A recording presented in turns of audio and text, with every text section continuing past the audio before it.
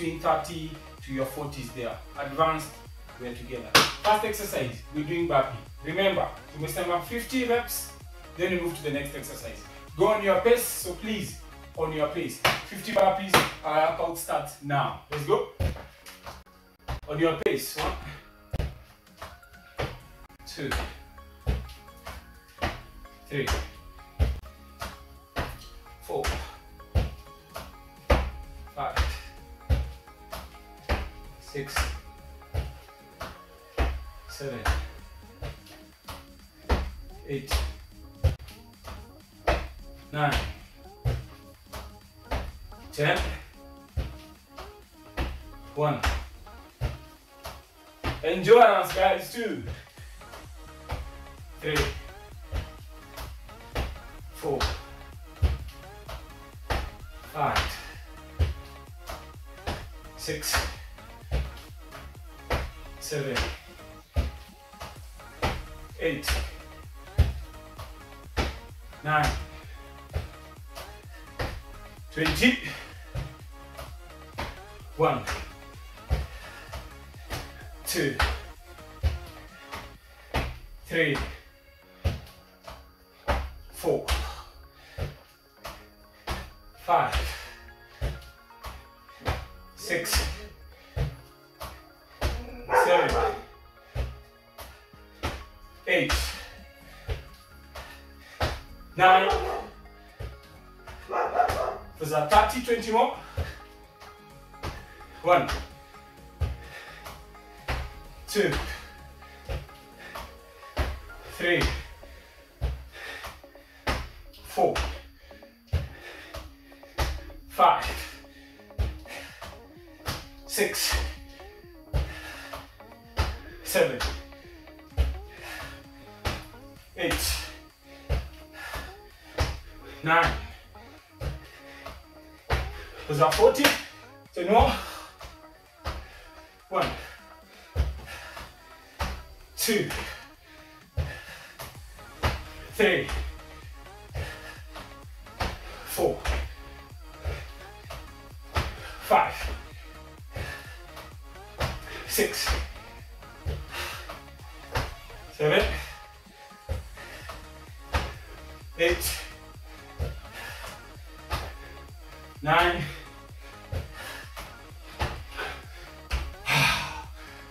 Whew. How are you feeling?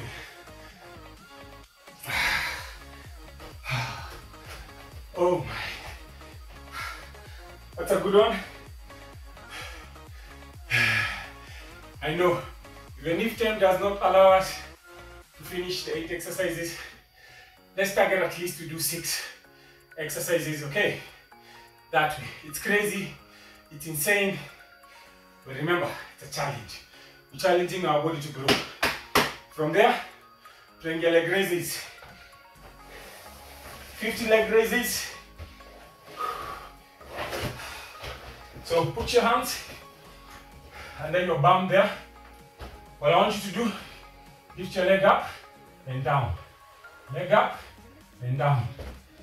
Alright, are you ready? For 50 reps, let's go. 1, 2, 3, 4, 5, 6, 7, 8, 9, 10, 1, 2,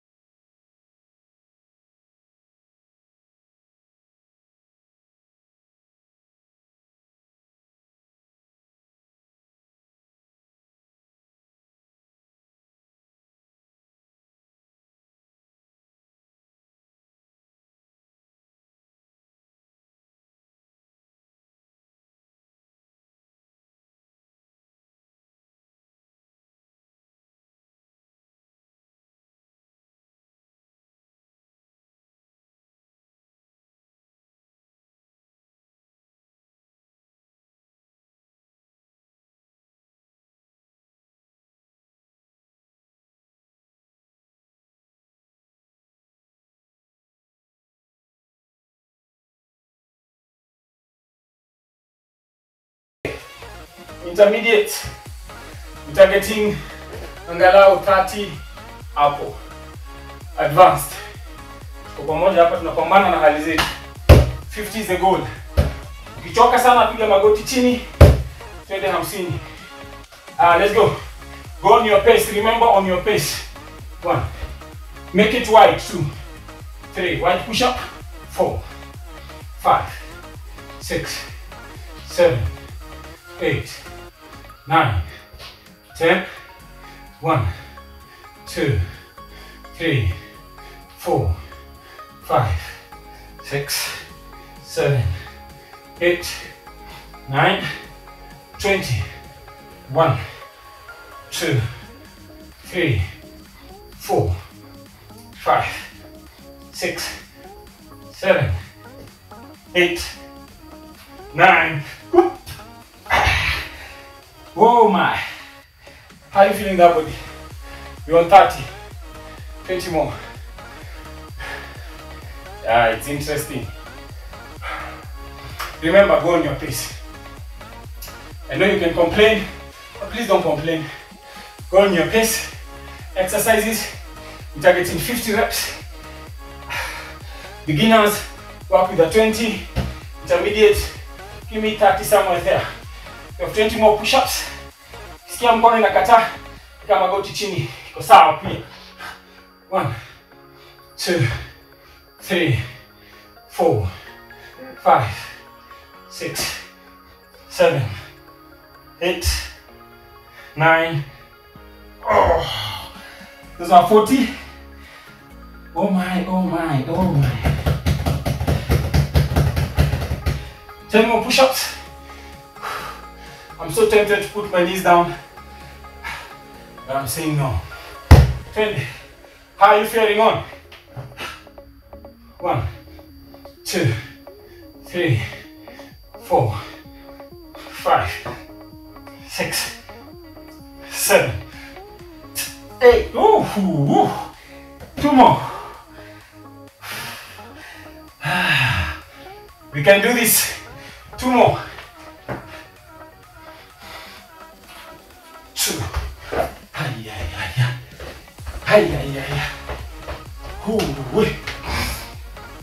That's exercise number 3. Tunaingia exercise number 4. Tunaingia lunges. Lunges, I'll give you 2 variations.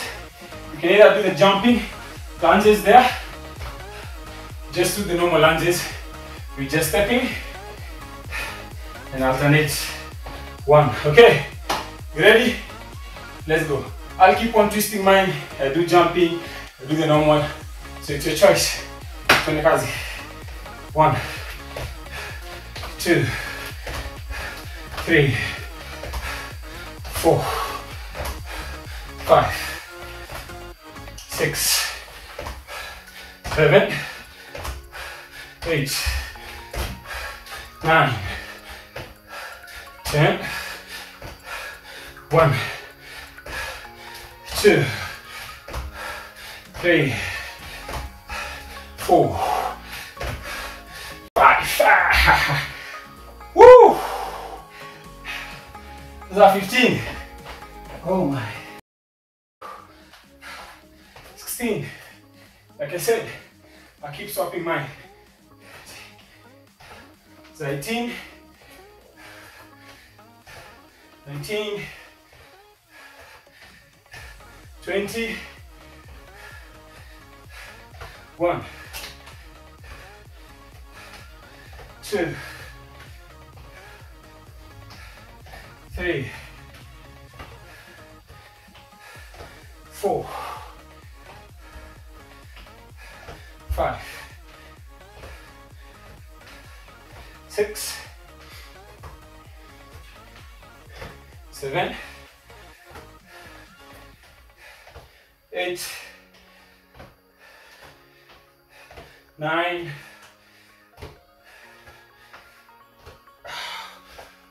Oh my. Those are 30. 20 more reps. Whew. How are you feeling? 20 more. Twende kazi. We can do this. 1, 2, 3, 4, 5, 6, 7. Woo. Oh my, oh my. I'm loving the challenge. It's new to me as well. So, we're doing it together. We're in this together. 13 more reps. 12 more. 11 more counts.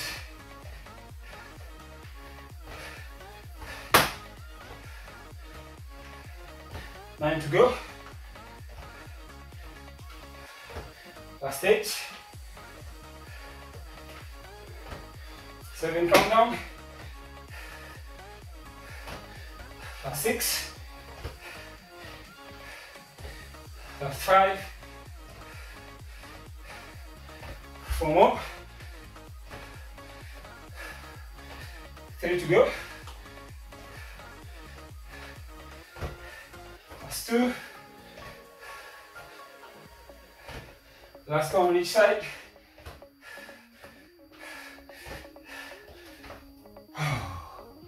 Oh my God.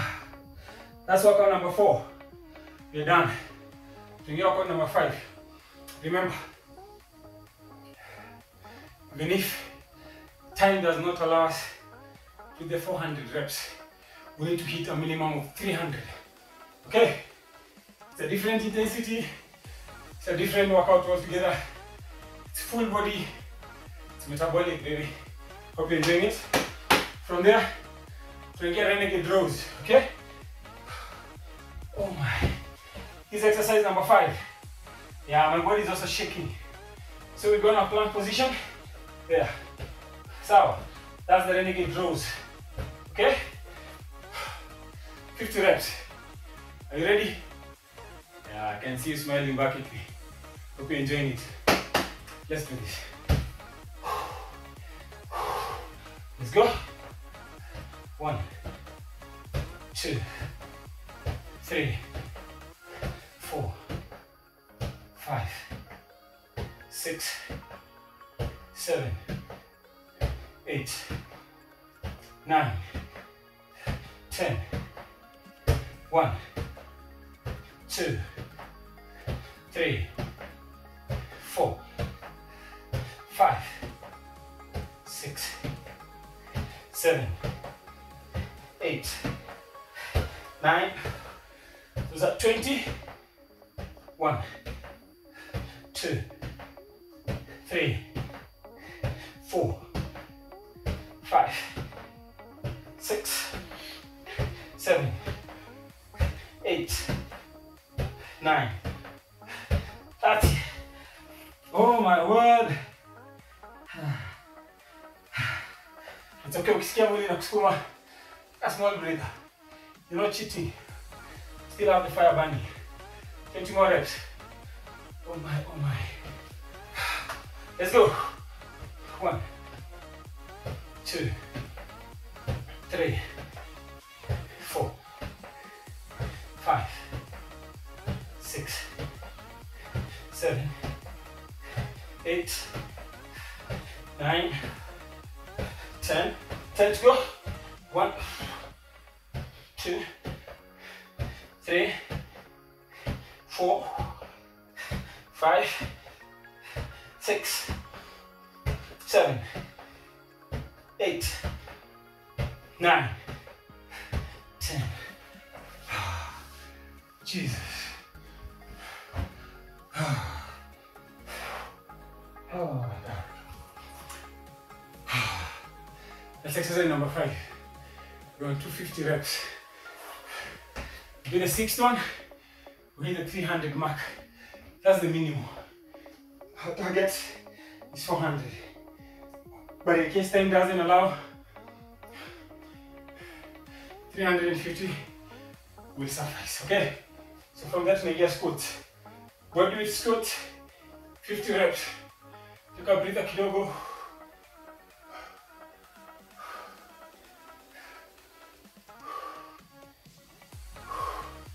Good. 20.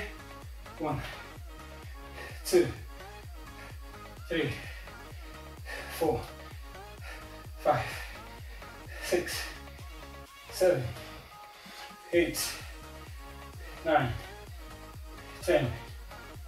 1, 2, 3, 4, 5, 6, 7, 8, 9. Those are 20. 1, 2, 3, 4, 5, 6, 7, 8, 9. Those are 30. 1, 2, 3, 4, 5, 6, 7, 8, 9. Those are 40. 10 more. 1, 2. Back 2, 3, 4, 5, 6, 7, 8, 9, and 10. Good job. Let's work on number 6.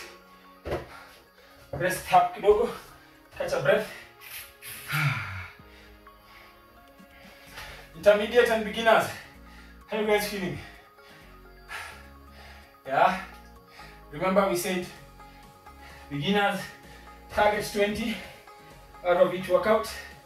Intermediate target 30 and above. Advanced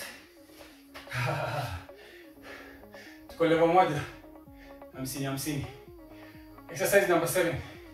Tunaingia mountain climbers. 50 reps. That should be easy. Are you good? Let's go. 1, 2, 3, 4, 5, 6, 7, 8, 9, 10. 1, 2, 3, 4, 5, 6, 7, 8, 9, 20. 1, 2, 3, 4, 5, 6, 7, 8, 9, 20. Those are 30, sorry, yeah? I think I've mixed up my counting.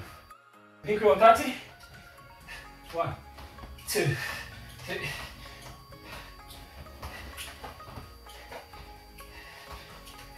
So 40.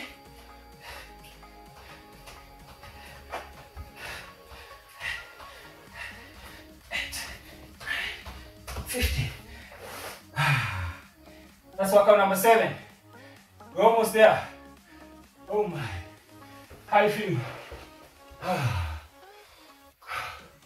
I'm feeling it. Why lie? Remember, this is real. This is live. There's no editing here. The struggle is real. I'm struggling equally as you are. Okay? That's a good constant reminder that even us as trainers, we also push ourselves to grow. And I'm pushing you to come closer and lift your health and your fitness level up. You good?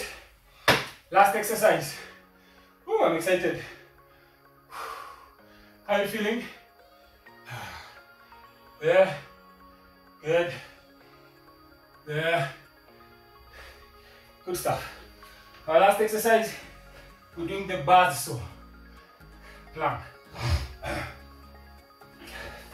I'll demonstrate. You'll be in your plank position there.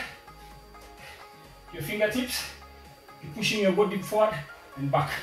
Yeah, using your toes. Yeah, forward, back, forward, and back. That's what we're doing. That's our 8th exercise. 50 reps. And hooray! We are done. Give you time to breathe. It's the last one. I need you to give me your best. Okay? Alright. You sure we're ready?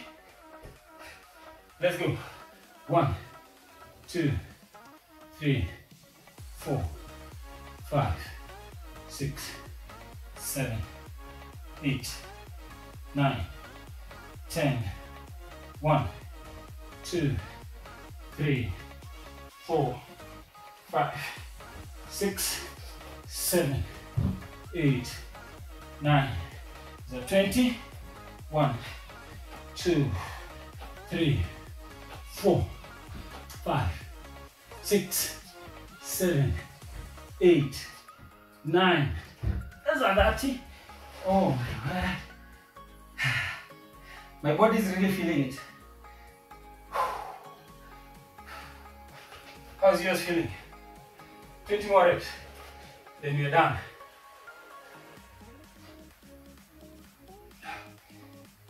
Oh my, oh my.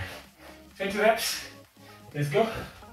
1, 2, 3, 4, 5, 6, 7, 8, 9, 10.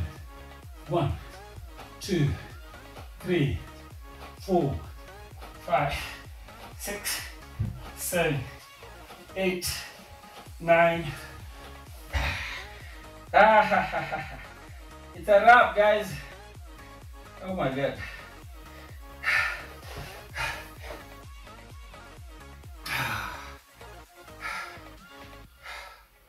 It's a wrap. If you're finished with me, congratulations. 8 exercises, 50 reps each, under less than 25 minutes. Congratulations. You should feel proud and good about yourself. If you're not yet done, malizia.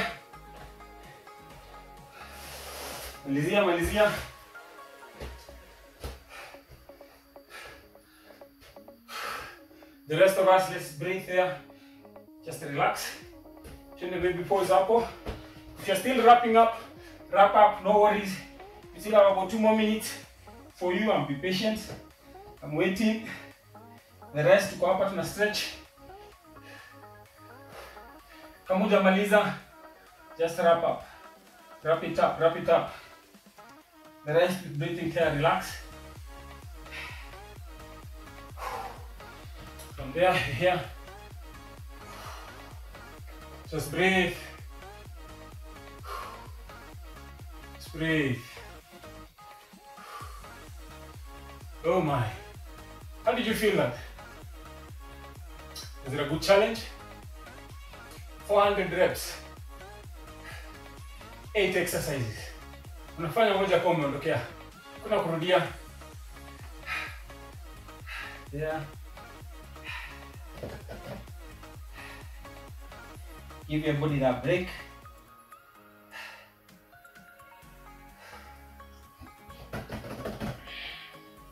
Good stuff.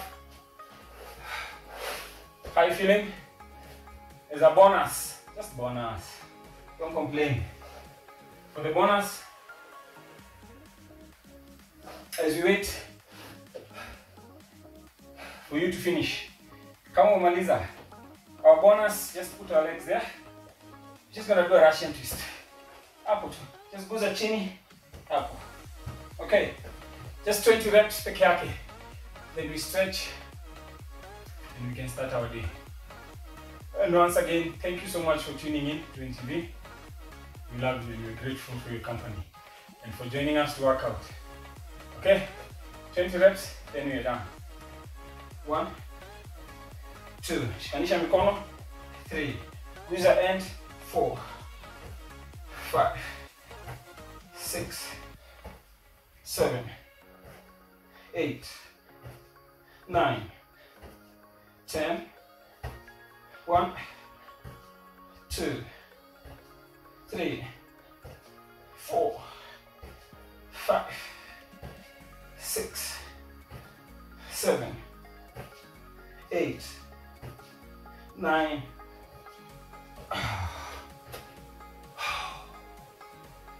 Oh my. Now we'll do a stretch. We'll do a stretch card to make it chini.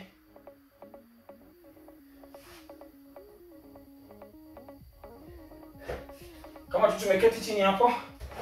Straighten your legs there. Touch your toes. Breathe there. Relax.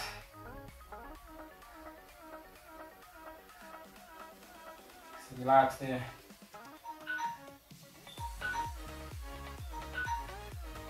Good. You're still there.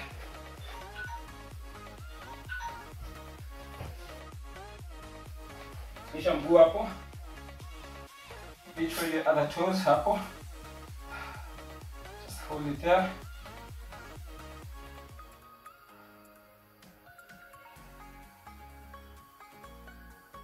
Good. Change the other leg. Good there.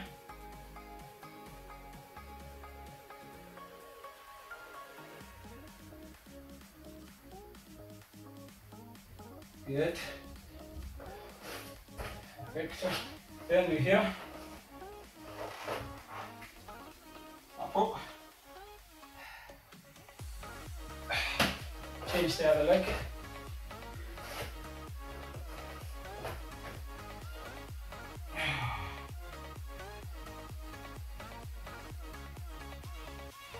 Good. Simama.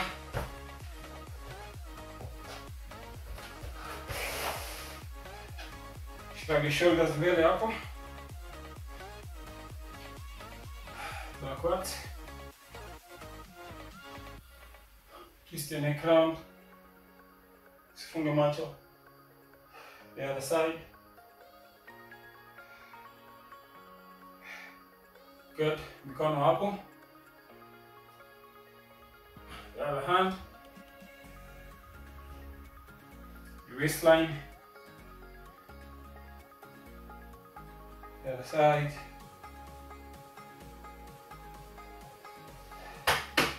Congratulations for finishing up today's workout. Download this workout. Do it again at home. Share it with your neighbors, share it with your friends, share it with your family. Do it together. It's a home workout, no equipment, just your own body weight. See you again soon, okay? God bless you and have yourself a good day. Bye-bye.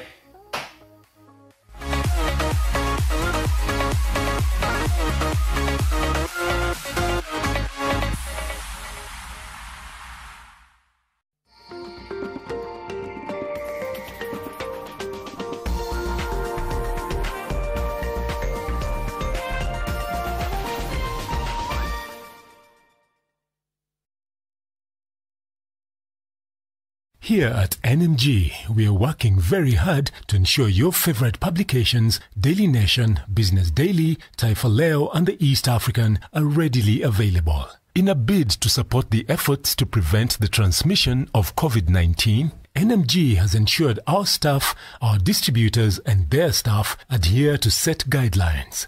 At our printing plant, all staff are required to wash their hands before entering the factory and must be wearing a mask.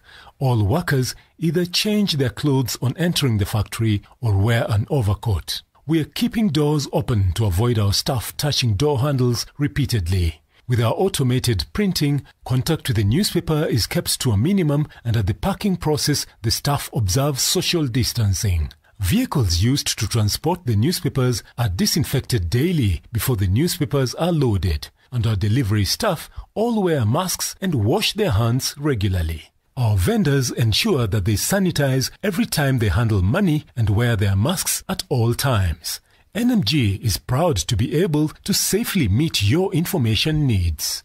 Stay safe, stay informed with our favorite NMG publications. Nawa mikono sasa.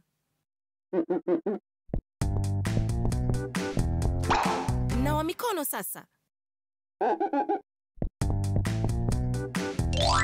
Nawa mikono sasa. Nawa mikono sasa. Unawajua mikono ni mojawapo ya njia bora zaidi ya kukukinga dhidi ya magonjwa na ya kukufanya uwe na afya kwa mwaka mzima.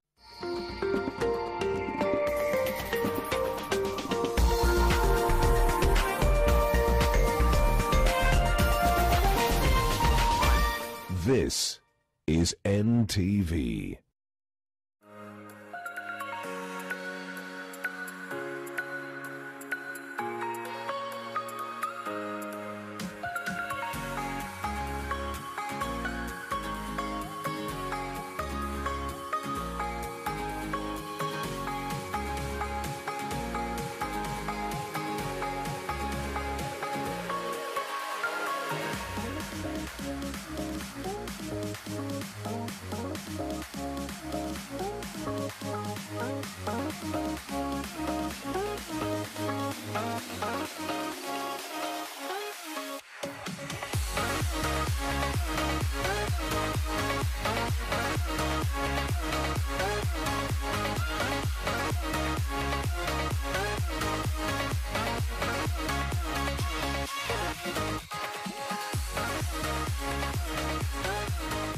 Greetings, East Africa, and welcome to your world as we all settle into the new normal occasioned by the coronavirus pandemic. Now, speaking of which, a quarterly report released by the Kenya Bureau of Statistics yesterday highlights the adverse effects of the pandemic on the welfare of the youth. The rate of unemployment has increased, with the youth most affected. This morning, we hear from personal stories and experts as we figure out how to safeguard the welfare of the youth and how to include them as part of an integral part of rebuilding our economy. My name is Gladys Gashanja, and this is what else you can expect. Just how are the youth coping with the drastic adjustments to life in the new normal? We find out. You are the pastor in the house of Kabula Church now and forevermore. South Africa's famous Booze Church celebrates easing of lockdown measures.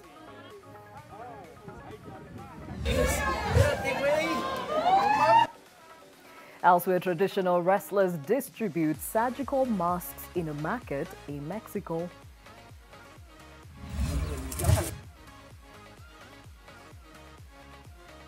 And Afghans turn to opium cultivation for cash during this year's poppy harvest.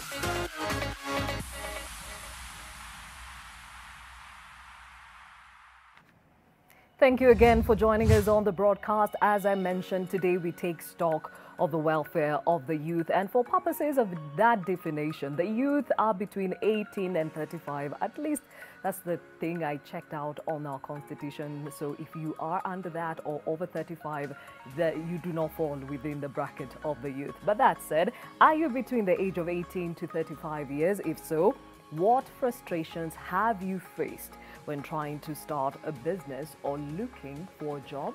Well, talk to us at #NewNormal on our social media handles. You can also call us or text in using that number at the bottom of your screen. But before we get to that conversation of the day, let's look at the numbers in as far as the effects of COVID-19 around the world. And this morning, those numbers stand at 25,900,741 people infected with COVID-19. We have 18,193,632 people who have totally recovered from the same, and unfortunately we have lost 861,251 people around the globe. Now, the infection rate seems to have slowed down in the country, but those numbers are still coming in this far. They stand at 34,315 confirmed cases in Kenya. 20,211 people have totally recovered from COVID-19, and we have lost 577 Kenyans to the same. Remember, could be slowing down, but still the effects of COVID-19 are real and here with us. So do take the precautionary measures to deter the infection. Well, a look at some of the stories making headlines, and hundreds of taxi drivers took part in mass testing for COVID-19 in Luanda. Angola officially has more than 2,600 confirmed cases. Rafael Inacio, the chairman of the Taxi Association of Luanda, says our association has come together to ask the government to act and hold a testing session for taxi drivers because they are the ones at risk. They are transporting the population. It is important for them to be tested and to know their status so that they can work safely for themselves and for their passengers.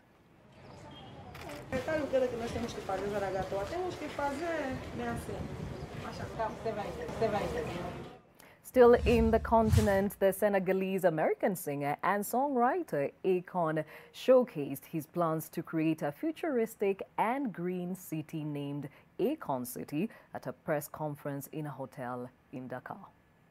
Monsieur Akon. One of the biggest motivations that I had when I was in the U.S. was that I ran into a lot of African Americans that didn't really understand their culture. So I wanted to build a city or a project like this that would give them the motivation to know that there is a home back home. So as you coming from America or Europe or anywhere in the diaspora, and you feel that you want to visit Africa, we want Senegal to be your first stop. And I said, Hussein, I want my buildings to look like sculptures. You know, when you travel and you're a tourist and you buy these little statues, I said, I need a building that looks like a statue that you could take home. I want it to look like real African sculpture that they make in the villages. The shapes may be weird, but they're African. This is a coffee table booklet of the city that I want to present to Mr. Saad.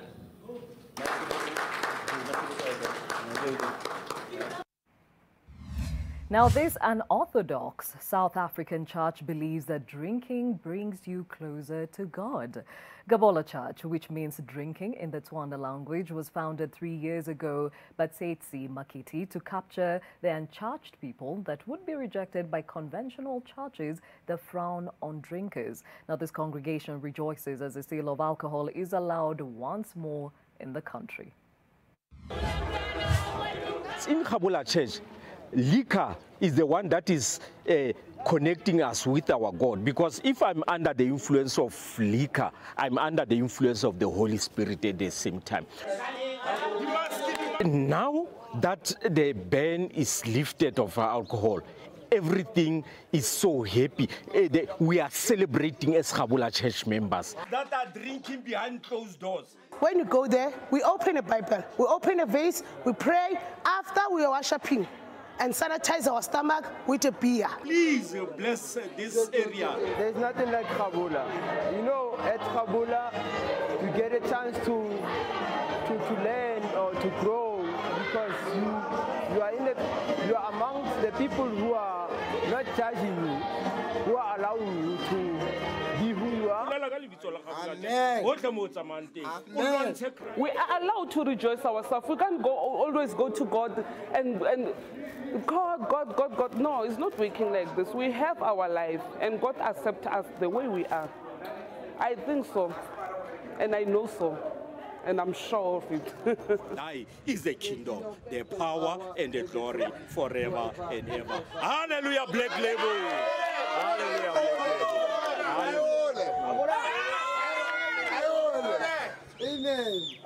Hallelujah.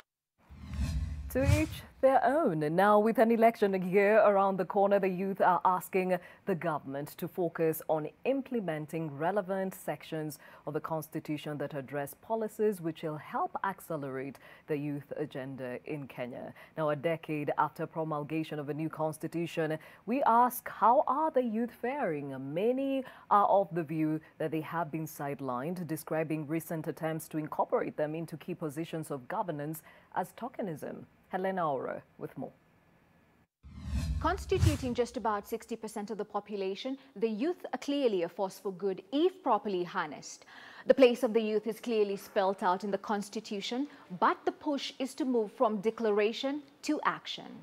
Civic education is a key challenge, a key gap within its implementation. Chapter 4, Part 3, Article 55 of the Constitution states that states shall take measures, including affirmative action, to ensure that the youth have access to relevant education as well as access to employment. Many youth still stare at unemployment, with most unable to make ends meet.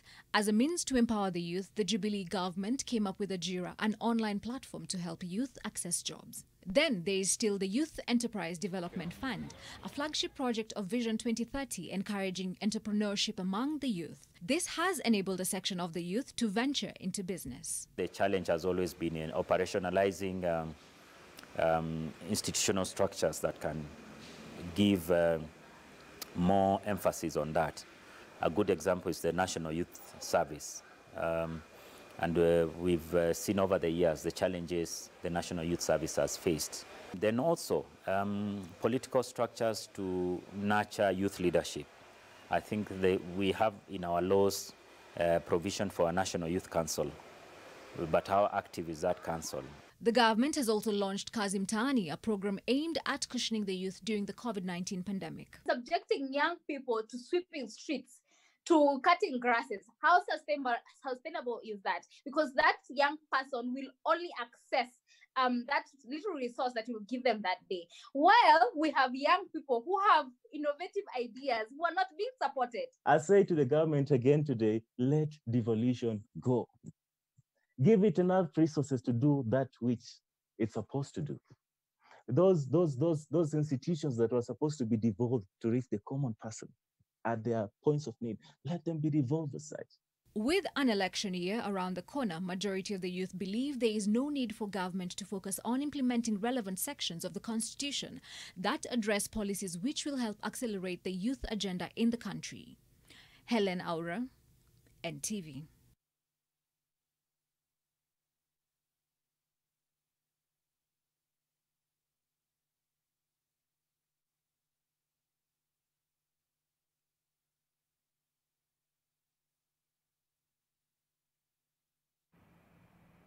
So you've heard from the youth, they need something done so that at least their welfare can be catered for. And speaking of which, the number of unemployed persons in the country almost doubled between March and June of 2020 to close the second half of the year at 1.8 people. Now, according to the data from the National Bureau of Statistics, persons between 25 and 29 years were the most affected by loss of employment opportunities between March and June of 2020, with the unemployment rate for the bracket rising from 7.4% to 21.7%. And still talking about that, the country's unemployment rate now stands at 10.4%, up from 5.2% reported at the close of March. And still looking at that report, there is a category of the youth not in education, employment or training in that time period. And this section presents the results of the youth aged between 15 to 34 who are not schooling, who are not working or being trained for work at the time of that survey. That stands at 18.2%, up from 16.4% recorded in the first quarter. And while now looking at everybody who is in the labor force, whether you're employed, whether you're in Juakali, in business, that has also increased. Those not in that labor force bracket has increased to 3.5% from the first quarter. And clearly that is an indication of how things have changed, how the pandemic has adversely affected everyone, and especially the youth, who are considered at this point really vulnerable, considering they are just breaking into the world of work. Now, to help us have a conversation of how we can safeguard their welfare, we're joined by Chris Karani in studio, who is the MD of Workforce Africa, which is a HR human capital firm. We're also joined in studio by Susan Wanjiko, who is the CEO of Legacy Hub KE. She is a personal finance and life coach.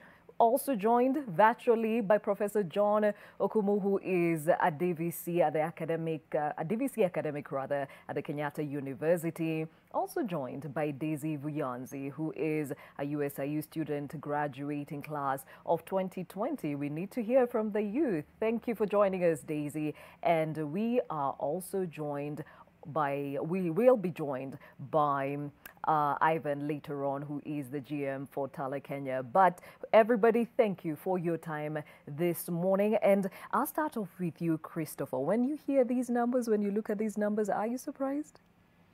Yeah, we're quite surprised because people are losing jobs. Yeah, and it's an uncomfortable situation, and people are struggling to find opportunities. But it is an unexpected trend.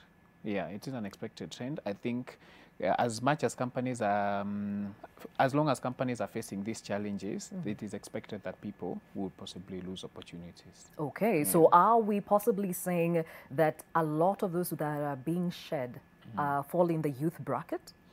In most cases, because first of all, it's the largest population in the places of work. So normally it would be the people that are losing opportunities, but also it is also the people that are in jobs that are prone to be left out. Yeah, so I'm assuming, for instance, if it's manufacturing sector, the largest population would fall within that bracket, and if a company is slowing down on production, that is the first population that actually gets let go. Yeah. Okay, and Susan, you work a lot with the youth in different sectors, and in the time of COVID, are you surprised that they are the ones who are bearing the brunt? Not at all. I'm actually not surprised by that, because it is just an issue that it's been there, but it's just, I feel like it has been more amplified right now during the COVID period. So I'm not surprised at all. It is an issue. It needs to be addressed. And I feel like right now is the right time to actually address it and to talk about it, because there is a crisis. And in fact, in some cases, you'll realize that crises are the best times to actually come up with solutions for some of these issues, because now it's been given attention. Now we can talk about it. Okay, and we had, some would say, made major gains in at least bridging the gap when it comes to unemployment and, of course, giving opportunities to the youth. How do you think the pandemic has eaten into that? Sorry? How do you think the pandemic has eaten into the opportunities that are there for the youth? I think this pandemic, again, as I've said, it has really amplified the issues, because one, with unemployment, there was already a large number of youth who are not employed, a large number of youth who are graduates and they still haven't gotten the opportunity to actually work. But then now, given that they are actually people that are being laid off, majority of people have gotten pay cuts as youth, then the opportunities were already slim, but the pandemic has made them slimmer, right? So now you are not even thinking of how to advance your career. You're thinking of, how do I actually sustain my job, if you're lucky enough to be employed, that is. And for the people who are unemployed, they're wondering, okay, is this a right time for me to actually apply if I wasn't employed in the first place? Which actually is what brings the whole conversation on, now what do we have to do now that they are very slim? The opportunities were slim, now they are slimmer. So what do we do now that we know that this is the place that we are in? And this is where now skills come in, and thinking of how to mitigate this comes in. Okay, let's bring in Professor Okumu. Education has been severely affected. At some point, it actually stopped as we were trying to figure out which way to go. Then came the online learning. The mode of learning has totally changed. Is this a silver lining? Thank you, Gladys. As you have correctly put it, the university education was seriously affected by the COVID-19 pandemic. For example, learning stopped. We could do internships, we could do practicums, we could do laboratory work. And although online learning came on board, there were also very many challenges that students and the youth faced in going this direction, because universities were not prepared. Some didn't have learning management systems, didn't train staff. Students were not prepared for this. And so there are many, many complications, devices, internet connectivity for them to access this. But at the end of all this, I think it was also the silver lining in this was that students were now able to adapt technology at a larger scale. And this was accelerated, because although this is the direction, the desired direction by many institutions of higher learning, this has been slow, but the silver lining in this is the fact that students were now able to adapt to technology in learning, technology in doing things. And even during this period when they were at home, some are able to think productively outside the learning in the classroom. And you see, for example, in Kenyatta University, our students in engineering and medicine were able to come up with this ventilator machine. So there are a few things that happened. When you remove them, they are innovative, they are creative. So when you remove them from that learning situation, a few good things can happen. Okay, and speaking of students, let's bring in somebody who just graduated and had all these dreams and plans for her future. Then the pandemic happened. Daisy, how do you feel going into this uncertainty? Well, thank you very much, Gladys. But with all honesty, it's so scary at the moment because you see people are being laid off. There is high unemployment rate in the country and all over the globe. So it's very scary because you don't know what you're going to expect. So you even think of maybe starting a business, or sometimes even the capital is a problem. So you just have to hold on to what can come through and keep on moving on. Yes. Okay, maybe at this point we can find out what is it that you trained in? I trained in international relations and I did a concentration in development studies and peace and conflict studies. And in an ideal situation, where would you have wanted to be placed? Well, in any non-governmental organization that deals with development issues or generally even peace and conflict issues. Yeah. Okay, now, Christopher, clearly you hear there's so many that she represents, definitely. And we have companies that are also shedding, businesses that are shutting down because of a social economic impact. Yes. Let's start off with the workplace. How is it that we can still accommodate this huge population of graduates, you know, but still keep to the COVID economy, so to speak? Yeah. Well, I think the first thing is the company needs to consider that they need to retain the people that are already in, so that then you don't let go those ones that are inside at the first, because you don't want to add more people to the joblessness situation. So first of all, you take care of them by making sure that, for instance, work is distributed, people are being given tools of trade so that they can continue progressing with the business. For the graduates, on the other hand, I think one of the things that the companies may need to do is provide opportunities for people to practice their skill. So in not all cases or need, for instance, to spend lots of money in terms of attracting this particular person. Companies could, for instance, provide internship opportunities or just project opportunities, but you need to be flexible. Previously, for instance, we would think of internship opportunities as the 6 months or 3 month long assignment, but no one says that we can't have a week assignment for someone to go and practice a particular skill. Imagine a technical person who has done programming and they just need to practice or develop something for the next 1 week.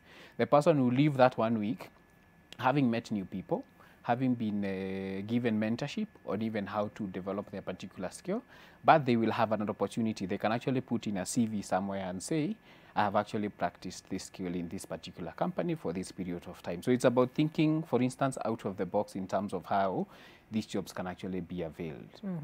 Another option that company could use is for projects that at the moment companies use their internal staff.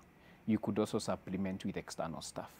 So if, say, for instance, I'm developing, let me just give a HR example. If I'm developing a policy in an organization, and this policy would ideally have been developed internally or through consultants, why can't you put, for instance, a project of 5 recent graduates who then work with a team leader who shows them how to do it.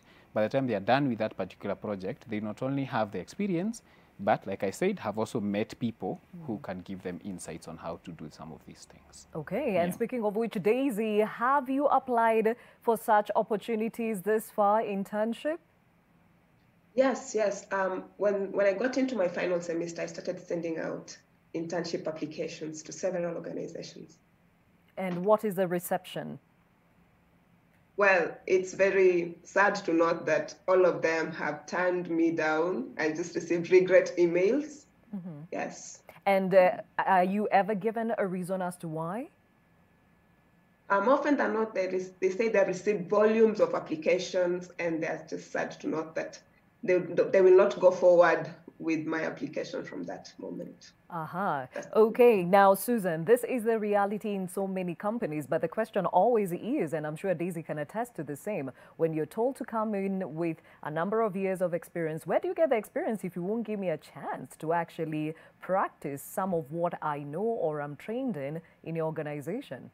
Yeah, I actually think that is one of the saddest things when it comes to recruitment, because that's one of the issues that young people are facing. You've just graduated from school, you're fresh from school, and someone asks you for experience. Of course, you're not going to have the necessary experience, and I think when it comes to recruitment, we need to start hiring in terms of competence and not experience, because someone may not have that experience in terms of number of years, but we can structure hiring in such a way that it is done from a point of competence. Is this person competent? And this is not just with regards to the number of years that this person has worked, but we need to look at teachability. Can this person learn? Right? Is this person accountable? Is this person responsible? Because in fact, we have quite a number of young people out here who are very competent, very commitment. They can learn new skills. In fact, I keep saying that the only thing we went to campus to do is actually to learn how to learn new things, right? So if you went to campus every semester and you learned something new every semester, you were tested on it and you actually did well, it means that you have the capability and the ability to go into a workplace and to actually learn, right? To learn from scratch and to be able to deliver. But on the flip side of things, young people also need to mitigate against this by actually, I keep saying that if you're not going to be called to the table, you need to set a table for yourself. You need to actually start, if you cannot get experience through working in a company, what can you be doing in the meantime with what you have to actually grow that experience to a point that by the time an opportunity comes up, you already have something to show for what you have actually been doing with your time. That's where responsibility comes in for young people. So actually, luck is what happens when opportunity meets preparation. So what are we doing as young people to be prepared so that keep applying, keep sourcing for jobs, keep networking, attend online forums, physical forums, but in the meantime, what are you doing with what you have? Do you have skills? Do you have exposure? Do you have access? And you can actually use that with regards, or rather in relation to the talents and the gifts that you already have to be doing something in the meantime. So you're not going to get opportunity by just staying and doing nothing. You need to step up and actually create a table for yourself. And as a person, that is what I did with regards to starting my company. I was employed. I stopped. I was affected during a redundancy, and so I stopped working. I didn't just sit and decide, okay, fine, what am I going to do? I know the situation in Kenya. So what I did, and this is one of the things I really teach the students that I take through some of the courses that I do at the Legacy Hub. You need to learn how to merge your skills and your passion, whatever it is. It's not enough to just be talented. It's not enough to be gifted. Then you need to go a step further and actually ask yourself, now, what do I need to do and what are the skills that I need to acquire in order for me to actually be able to do this thing? So okay, now, Susan, I'll stop you there because we'll come to a point where we talk about how to turn your passions into profit in a moment. Let me find out from Daisy. Susan brings up really important pointers here in as far as what you do in the meantime. What have you been doing? We're putting you on the spot here because you're representing the youth this morning, but on a personal capacity, how have you equipped yourself as you wait for that opportunity? Well, with all honesty, Gladys, I think I may say that I'm very lucky to have access to internet. So I managed to take a lot of free online classes, from project management to research methods and so on and so forth. And then also I've been mentoring some young girls, because I realized like there are so many high schoolers around. So I gather them and then we talk about general life issues so as to address some current challenges that young girls are facing currently in the nation. But basically, mostly the online classes that I've been doing are research projects. And I also participated in a lot of online research projects. I've been helping some master's and graduate students from our school and from other institutions too. So basically just to get my hands on. Yes. Now, Professor, thinking outside the box is very important at this point. Is this something that you instill in your students? Thank you, Gladys. In the university, we have many initiatives that we try to we are put in place to help the youth when they are in campus. For example, I had my colleagues talk about internship, and attachments. For example, in Kenyatta University, we went beyond just doing attachments for our students. We came up with an initiative, we call it the Work Induction Program. This is a situation where we partner with industry and companies around us so that our students can get an opportunity to go and work in these companies, and they are paid something small. The idea here is to build the experience in the workplace. So issues of have you worked anywhere, do you have the experience? We try to help our students by giving them this opportunity. Other than the academic internship, we also do this other work induction program. The problem is that the companies that are willing to partner, so far there have been few, but we are trying to increase this number so that we can help quite a number of our students get this experience before they leave the university. Another thing we do is the leadership training skills, so that by the time they're leaving campus, they have this additional experience and certificate to show that they've gone through leadership programs that instill some of the soft skills that the market normally looks for. So on top of all this, they can also do volunteerism, where you offer your services to a company and learn also from them. And you talk about volunteerism, and Christopher, a lot of young people will not work for free. Yes. And we are living at a very interesting times. What would you suggest going forward in as far as seeking those opportunities for the youth? So first of all, they shouldn't work for free. I'm actually on the volunteer side or the graduate side on this one, because it's about the person being able to survive. Yeah, so they're providing a service to an organization. So I think an organization should be able to give something to the candidates. So some of the things that the youths can do, I had actually been reading through this, yeah, and I think through the COVID time, there are a few things that the youth can actually do. One of them is that they should be tech savvy. So in the field that you're in, try as much as possible to be tech savvy. We can't run away from the fact that the world is going technological for the industrial revolution and all that. That's one. The next one is that they have to really build their soft skills. So we've been interviewing for a long time, and I can tell you one of the main things that kicks people out is they don't have the right soft skills. And each organization is unique, and they are looking for a right unique skills, soft skills for the organization. So as a graduate, really build on their soft skills. The other one, which I think is really important, is building a personal brand.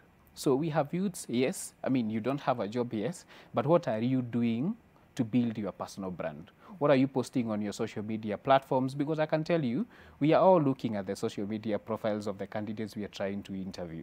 So we all go in and check what this person has been doing with their free time, what kind of connections, what kind of connections they have, what kind of posts are they putting up. And it's not discriminatory. We are really trying to understand this person from their point of view, because you demonstrate your point of view through the content that you put up. Yeah. Now, I'd like us to take a quick short break, but before we do, Susan, there are those who are saying they are not as privileged as Daisy to have internet, to have these opportunities to meet with different people in different forums. And we're talking about the youth being everywhere in the country, rural areas and what have you. So how can those ones look at the opportunities around them and take advantage of the same?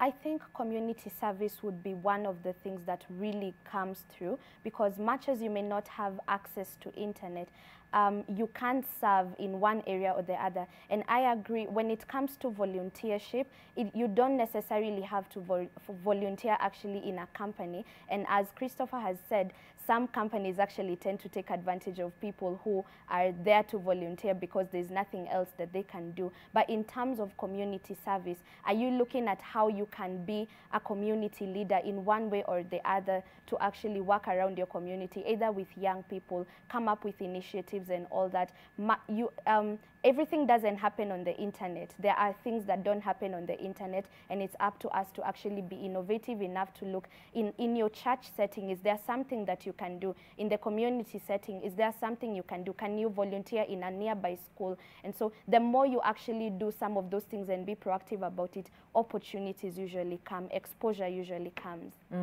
And we are now joined by Ivan Mboa, who is a GM, Tala Kenya. When we come back from this very short break, we'll hear more from him as he has a background as a techpreneur. Stay with us.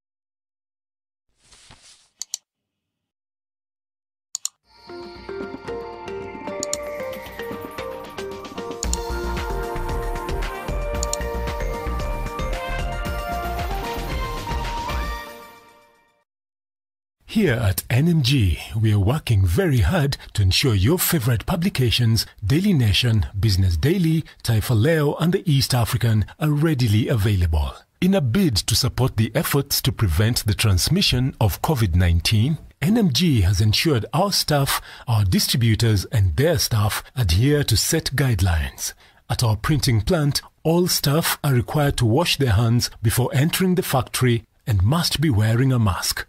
All workers either change their clothes on entering the factory or wear an overcoat. We are keeping doors open to avoid our staff touching door handles repeatedly. With our automated printing, contact with the newspaper is kept to a minimum, and at the packing process, the staff observe social distancing. Vehicles used to transport the newspapers are disinfected daily before the newspapers are loaded, and our delivery staff all wear masks and wash their hands regularly. Our vendors ensure that they sanitize every time they handle money and wear their masks at all times. NMG is proud to be able to safely meet your information needs. Stay safe, stay informed with our favorite NMG publications. Taught us, sallallahu alayhi wasallam, that we should keep cleanliness. Actually, he said that cleanliness is what is best for a Muslim. And from him, Prophet Muhammad sallallahu alayhi wasallam, hand washing, which is part of cleanliness, hand washing, that we wash our hands, we wash our faces, we wash every time with soap. This is part of what the Prophet sallallahu alayhi wasallam taught us.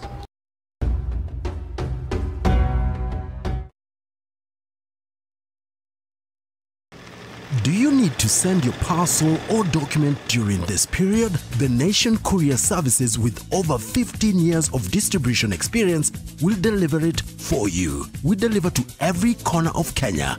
Due to our strong distribution network, have overnight door-to-door service and same-day intra-city service with the security and safety of the client's shipment guaranteed. Your parcel is our priority. We'll deliver it for you. Contact us for delivery on courierservices@ke.nationmedia.com or call 0719 038 739.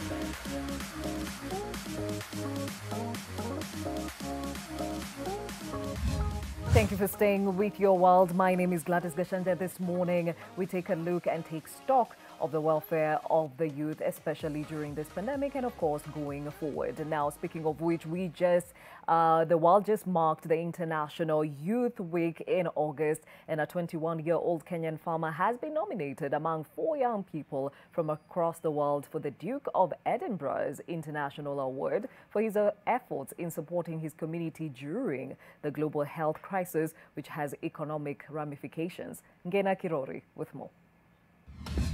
We found 21-year-old Gregory Kipchirir spending the International Youth Day in tending to the blossoming vegetables in his family farm.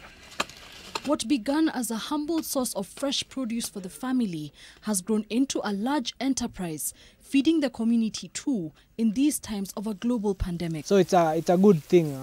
So I chose agriculture during this period of Corona, so that I can produce food for my family and also the community. Nimefurahi sana na nimeona kumbe amefanya kazi mzuri sana, na hii kazi yake imeonekana kwa ulimwengu mzima. Simple as this task may look, it has earned Kipchirir recognition by the British royal family. This picture of him has hence been posted on the royal family's Instagram page among 4 pioneering young people from around the world. In the caption, the royal family writes, "We are handing our Instagram stories to young people from around the world who will be telling us about their lives during the pandemic as they have been working towards the Duke of Edinburgh's International Award." I really see myself to being a great farmer in future, and through the award I am really grateful that it has told me skills that I never knew I'll be this great to this extent.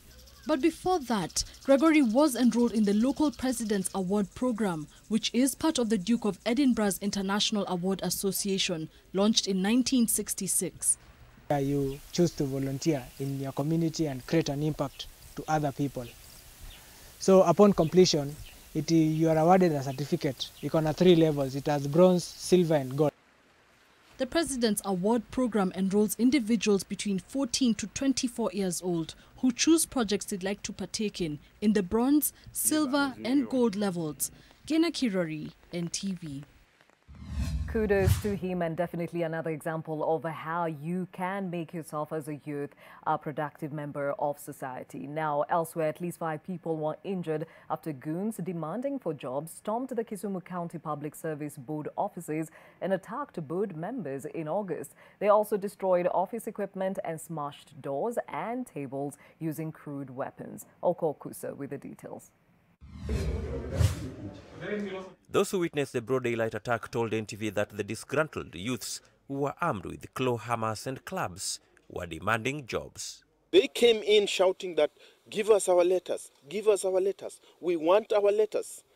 And, they took charge, they took control of the entire board, terrorized the whole place. Those injured during the attack that lasted less than 15 minutes were the chairman of the board, Babu Karan, the board secretary, Hesbon Hongo, Professor Edward Kochung, a board member, and 2 senior staff members. So their main contention was that letters had been done, their letters, and they were being kept here by 2 individuals. That's Professor Kochung and Kennedy, who is in charge of human resource. Professor Kochung and others who were injured were rushed to Kisumu County Hospital, where they were treated and discharged. The goons are said to have been under the command of Kisumu County ODM branch Vice Chairman Kennedy Ajuang. We pay taxes for government buildings and offices to be protected because these people are bare. They would have been killed, and yet they are government officers. Kisumu County Police Commander Ranson Lolmodoni said detectives had started investigations into the incident and will soon bring to book those behind the brazen attack. Okokusa, NTV. Clearly, they are a frustrated lot. We're talking about the youth even as the new reality of the new normal sets in, and those jobs, as Susan was saying, opportunities are getting slimmer and slimmer by the day. We are talking about the welfare of the youth.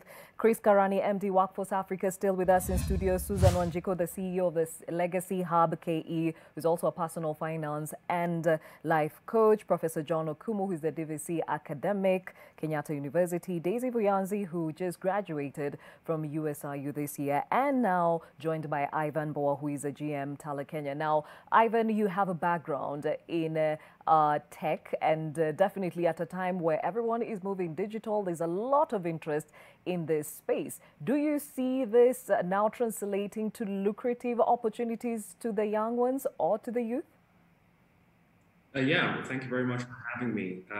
And yes, I think that techpreneurs or technology entrepreneurs will increasingly be represented by the youth. It is a space that a lot of the world is gravitating towards as we move away from sort of the analog old economy. But it is a space that does require a certain skill set to take advantage of. I do think that there are a number of favorable headwinds or tailwinds actually for those who are interested in starting entrepreneurship at the moment.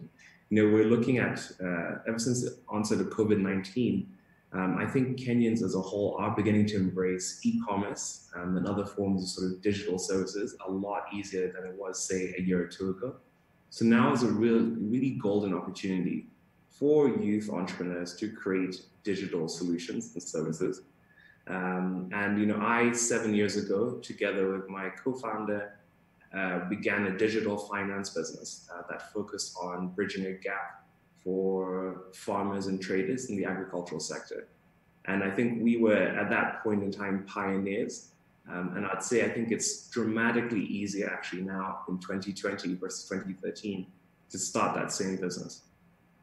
Okay, and Professor, we have found ourselves in the new normal where the skill sets the young ones went into school to learn, now all graduated and ready for the world of work, have totally changed in terms of the demand of the same. How as an institution, how are you as an institution adjusting to the same in preparing them for the world of work?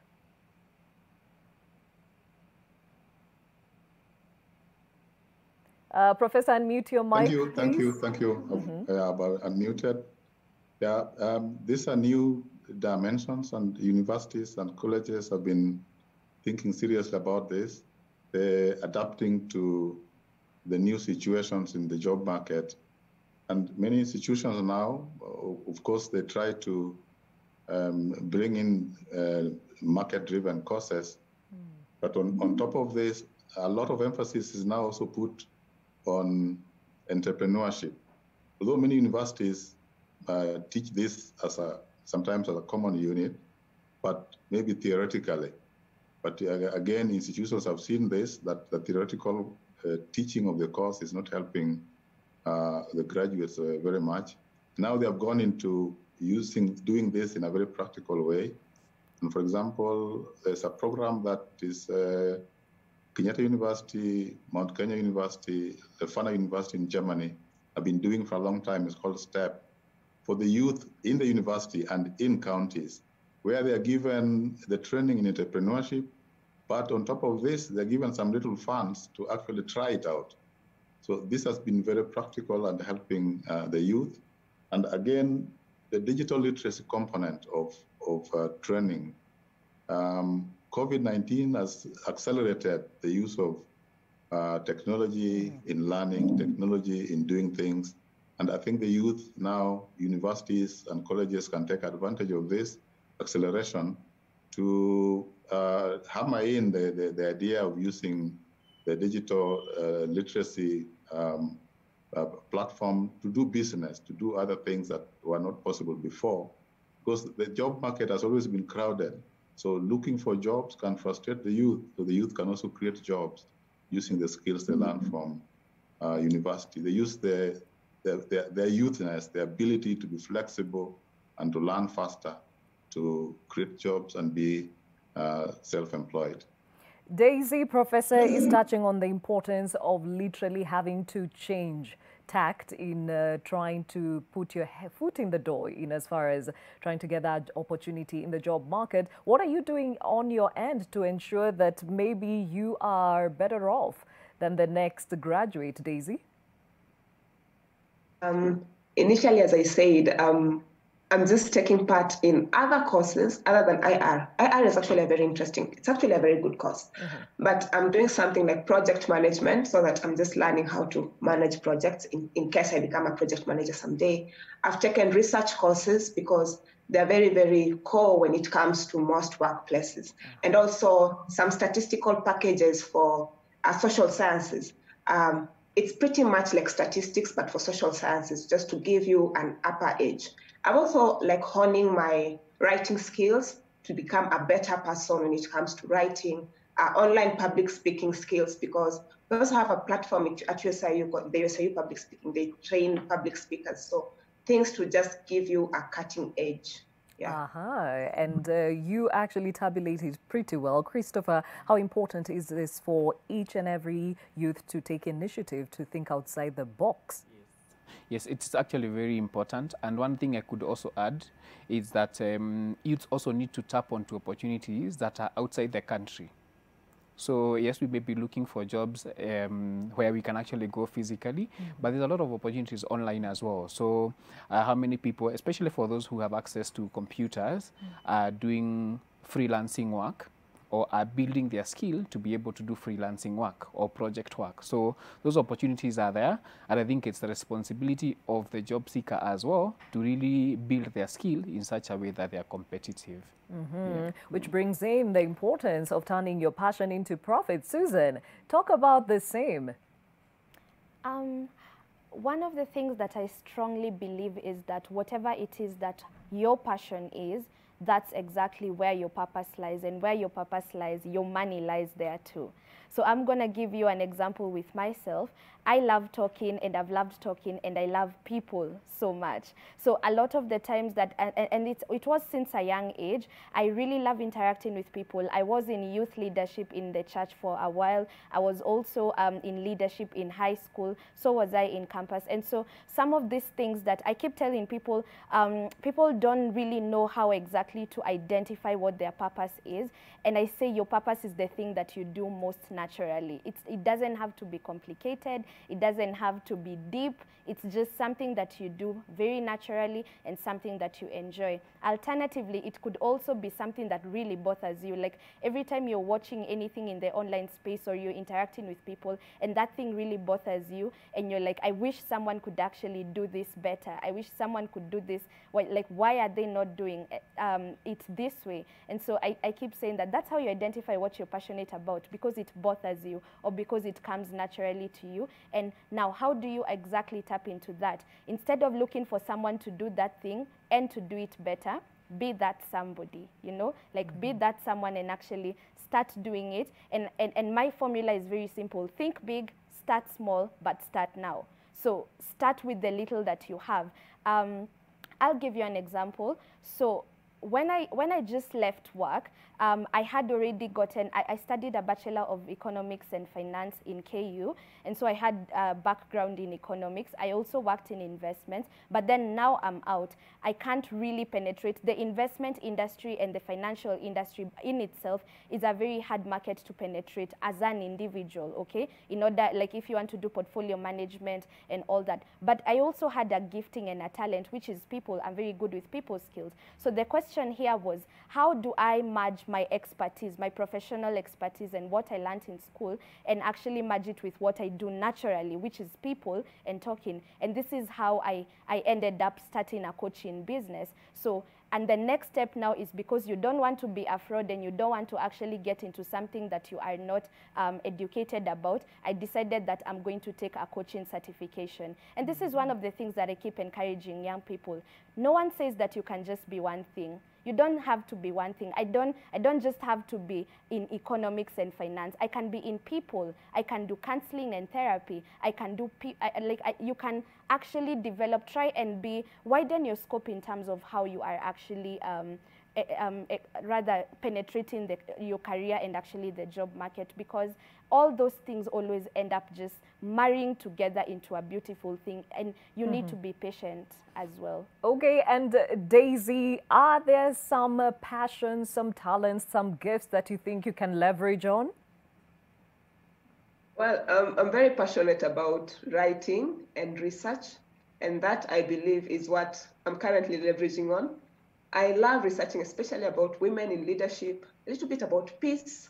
So yes, so I'm leveraging on that, writing a lot about that, and also reading widely on that, and just to get content mostly. Yeah. And Christopher, how can companies actually also leverage on the extra skills that their employees come with?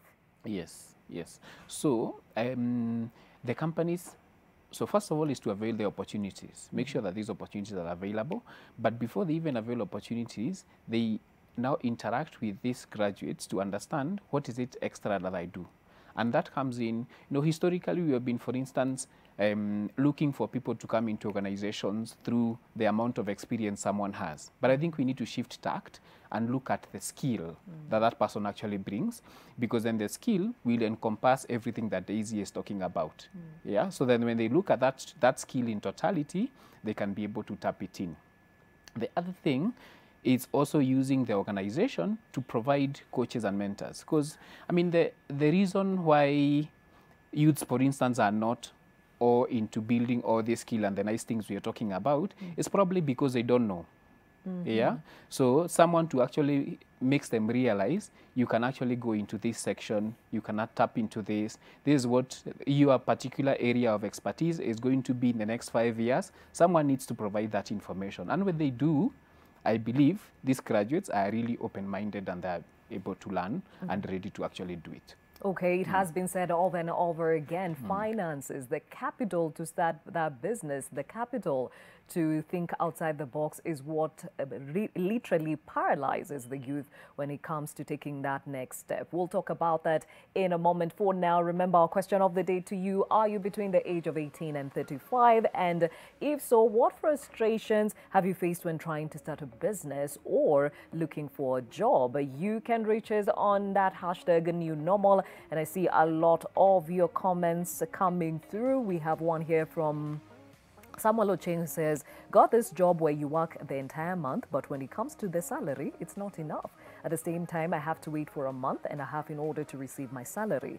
But this time, debt is piled up, rent pending, etc. It's really frustrating, a situation I won't wish on anyone. Samuel, we hear you, Polly, about that, and a lot of people are dealing with that. And Joki says, I really struggled to get a small capital to start a business as I am still a student, trying every means, but none was working, and trying everything as nothing could work. No government office is there to help students with goals, but only telling us not to rely on the government and blue-collar jobs, and they are not ready to help us start those businesses. I really feel frustrated. Well, we shall be talking about financing in a moment. Issa Blanc says financial support from institutions, most so when you are a solo entrepreneur. This hard slows down dreams and objectives. We hear you. Do we have another one? Yes, Ryan says capital is a great challenge since you can't start without money. Very, very true. Again, we shall be touching on the same right after the break. Quendo Brian says, I used to actively look for jobs, but I realized most companies did call me for interviews as a formality. A lot of them do that. To get over the frustrations, I rolled back to my small photography and branding business. Look at that, turning your passion into profit. Habeko Jr. says, starting a business, capital issues, banks won't fund our ideas, they claim they cannot invest in a startup business. Getting a job seems both formal and informal sectors have been sealed by the dynasties. They won't give us jobs even when we are qualified for them. Lazima Ujuemutu. Kabeko, we hear your frustrations, and right after this break, we talk about how we can help the youth tap into those financial institutions and facilities, and how best to also even tap up to the things around them to enable them to start off their business and stand on their own 2 feet. Stay with us.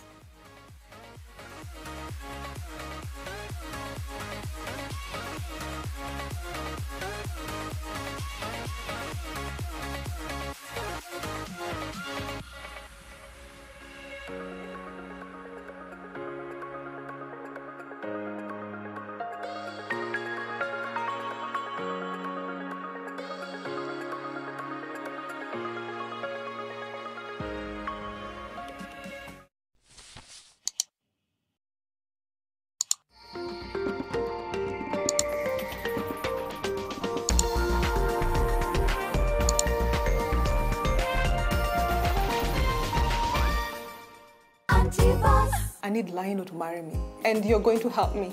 Yeah. You play with your phone, you get prizes. We have fridges, we have microwaves, we have keyboards. Play. Are you ready to play? Huyo mama siwezi rudi. Akona mapakazi nageuka watu. Maskini naye tabaki tu kuwa maskini. This one here is Pascala. She's the oldest and she's a diva. Well, I told you when we started this that you need to play along. Wait, you want Lionel to marry her? If I agree to this, how long will it take for her to recover? Are you out of your mind?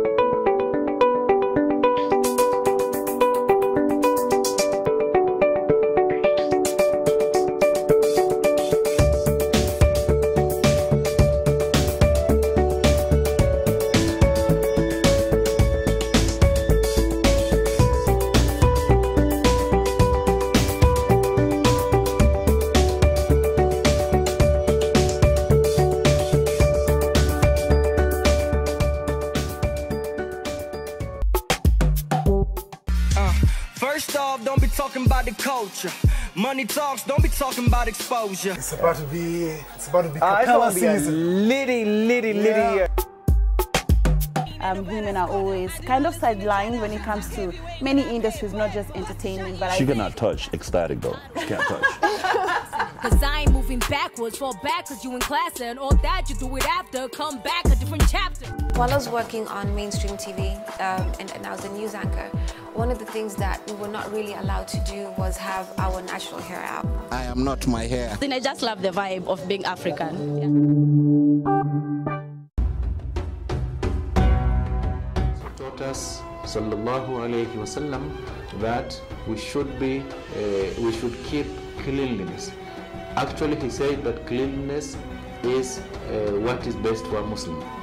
And from him, Prophet Muhammad sallallahu alayhi wasallam, hand washing, which is part of cleanliness, hand washing, that we wash our hands, we wash our faces, we wash every time with soap.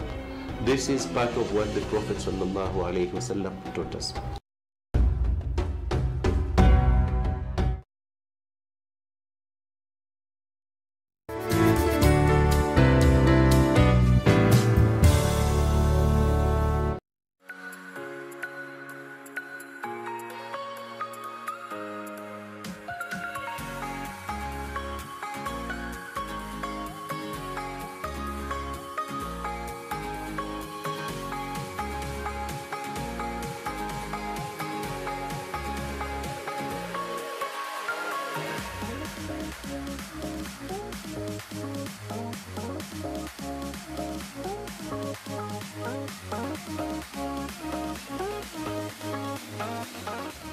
Thank you for staying with Your World. The conversation today is catering for the welfare of the youth. And speaking of which, health officials in Madrid fighting the coronavirus pandemic, they say they are having a hard time doing the same, and this is a new problem. Carefree youths who are ignoring social distancing rules and letting loose around the world, fueling a surge in infections. As authorities lifted restrictions on gatherings after months of lockdown and summer holidays begun in the Northern Hemisphere, bars and nightclubs have filled up with teens and young adults. And in places where venues are closed, young revelers simply move the party elsewhere to beaches, parks and streets, which have become COVID-19 hotspots.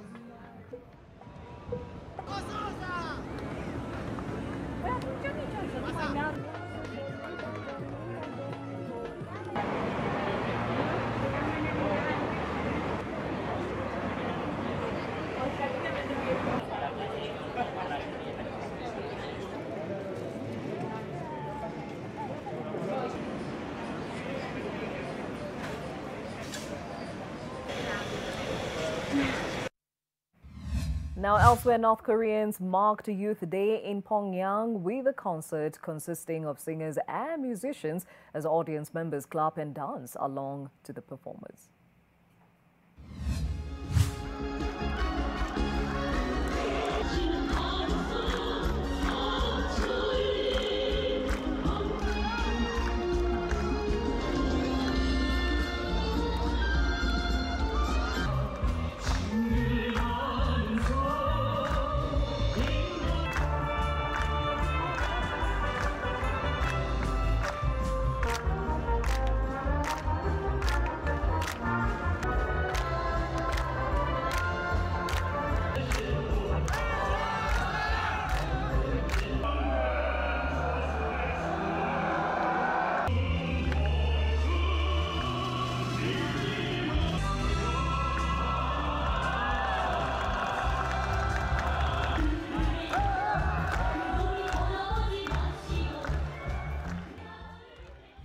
Now, back home during this uncertain period, many have been forced to make lemonade out of lemons. Brian Moshiri found these two uplifting cases of young people who have decided they will not let their current circumstances determine their future. John Ayembe, former Kariobangi Sharks and Harambee Stars goalkeeper, and David Wandera, a student at the Jomo Kenyatta University of Agriculture and Technology, have had to change tact. Kwa majina naitwa John Ayembe. Nimekuwa nikicheza mpira since I can remember nikiwa mdogo sana. This tech business began way back in 2014, yeah. Although nilikuwa nimeenda shule, catering school. Ni drop out, but the skills nilikuwa tayari nimesha acquire. So from then henceforth mpaka saizi. So hii issue ambayo imekuja saizi is a pandemic ya corona. Sio kitu kizuri. You nayo you must agree. But there is always a silver lining on that cloud. So I try to find the silver lining, of which imekuwa ni biashara. Because now since January naweza sema ni kama nimekuwa unemployed, yes. But then hii biashara kiki imekuwa around, so siwezi sema eti nimekuwa unemployed in that sense. Manake now it helped me to put more time and more effort on the business, because now I had to almost rely on it to fend for my family. Manake lazima pia watakula hawa watajui mambo ya corona and stuff. My name is David Wandera, a fourth year student at JKUAT taking BBIT. Right now I'm supposed to be working on my project work because I was actually supposed to finish school by December. But due to COVID-19, it has made that not be possible, and actually I'm not sure of that happening because I'm supposed to be working on my project and even I don't have the laptop to do that. And actually the side hustles that I was doing to enable me to pay my school fees at the university, right now they are not there because of the coronavirus. And actually I'm not sure if I will be in a position to even clear my school fees for the fourth year. So that's COVID-19, and you can see even we are forced even to plant sukuma wiki so that at least we can be able to put something on the table for our stomachs also, because comrades, right now it's not easy to survive. And we just hope that this outbreak will end so that normalcy can return, so that we can be in a position to at least do something substantial. Changing tact is what we're talking about in the face of the new normal, and it is good to actually see this is being implemented by most on the ground. Now, Ivan, just listening to those two gentlemen and from your experience, how important is it to keep an open mind even as you try to figure out your life? Yeah, no, absolutely. I think it's extremely critical.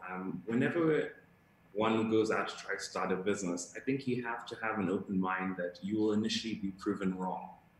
And until you've gone out there and essentially put your product out there in the market and the market has accepted it, then you can say, okay, fine, I have the so-called product market fit. And now I can perhaps go and look for capital to expand my business. So, in the early stages, I think I heard someone once say that you need to sort of be like a palm tree or a coconut tree, which is firmly rooted in the ground, but able to move, sort of with the wind, so to speak, as you sort of learn more and more from your customers, learn more and more from the market in terms of what is absolutely required. So I like what I heard. I think any true entrepreneur has to become very, in order to be more resilient, you have to sort of become very flexible, very versatile, right? Be able to sort of make an about turn as and when necessary, do whatever is necessary to earn income to support your dreams, and not be married to only one particular way of doing anything. Now let's speak to the youth amongst us, and that would be Daisy. Daisy, you mentioned you wanted to start a business but changed your mind. Why? Well, capital, of course, was the first issue that I encountered. And then also, when you do market survey, more often than not, you find that whatever you'd want to sell is already flooded, or sometimes it's also just very, very hard to penetrate through the business, through the market. Therefore, I changed my tact from starting a business to going back to school to just give me an upper hand again so that maybe I can look for a job, or better still, give me better skills and better research opportunities, or even give me a brilliant business idea to start off. Yeah. Okay, when you say the capital was an issue, what exactly or where exactly did you go looking for the same or that kind of assistance? But more often than not, you ask family members and friends, and currently with the current pandemic, getting money hasn't been easy. So if it's family, it's for the most important thing at the moment, of which at that moment was my school fees. And then friends, of course, most of them are pretty much my age mates. So we're pretty much in the same ship, sailing in the same boat of trying to look for money or looking for a job to get the money. Yeah. Now, Christopher, you definitely started off employed, then moved into your own business, and finances can be quite a deterrent. What's your experience?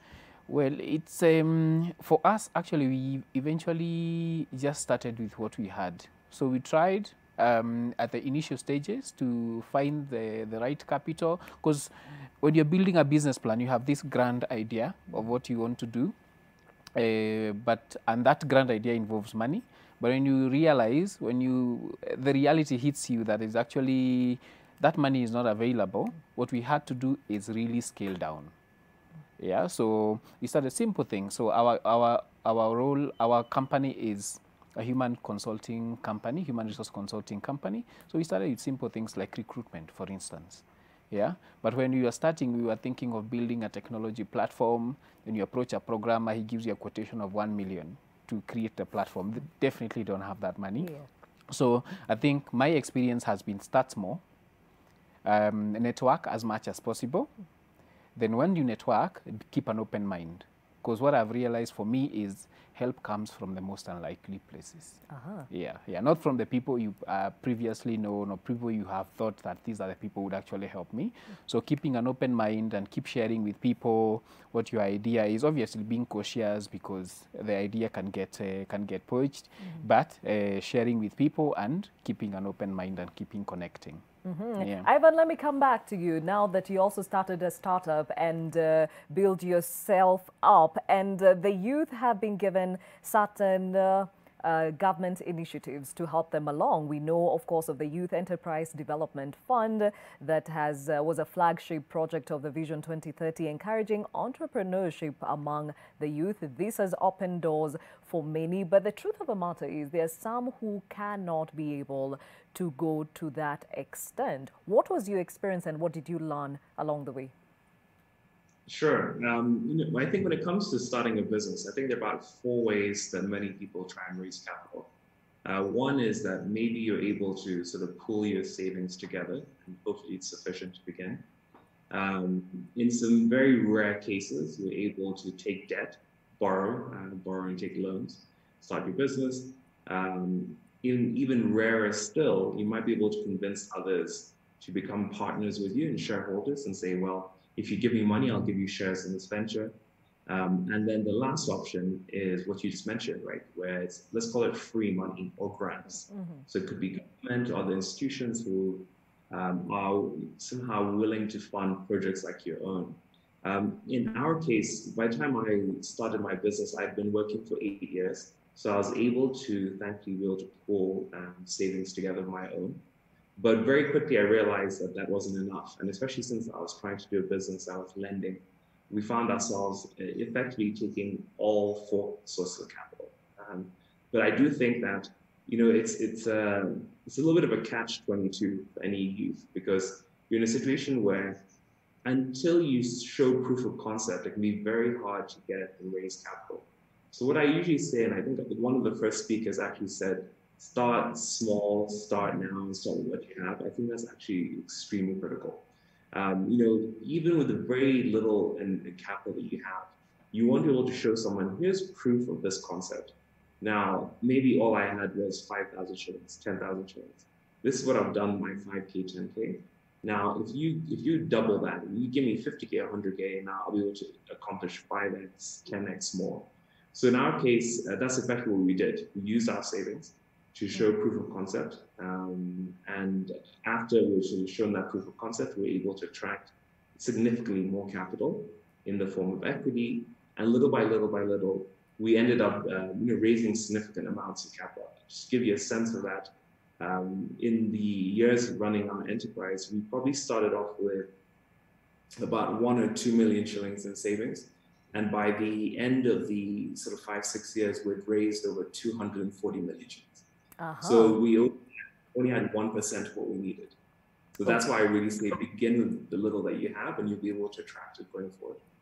Okay, so now that is on a larger scale, Susan, there are those who don't have the advantage of having worked before, and you're literally working with the little you have in your savings account. But the truth of the matter is most people struggle with finances, savings, putting something away for that rainy day. Talk about that. So one thing that I would want to really narrow down on, and actually agree with the previous speaker on, actually the proof of concept method is really good when you're starting out with no capital, because then here we are talking about very, very small scale. Now you want to look at, and this is where personal branding comes in, you want to look at how can you establish yourself as a thought leader in that sector with nothing. And this is where social media comes in. Like for instance, when I started my business, I had nothing but my phone. I didn't have shooting equipment. I didn't have, I didn't need capital. I just needed to have my idea, my phone, access to the internet, and resilience and commitment, and a very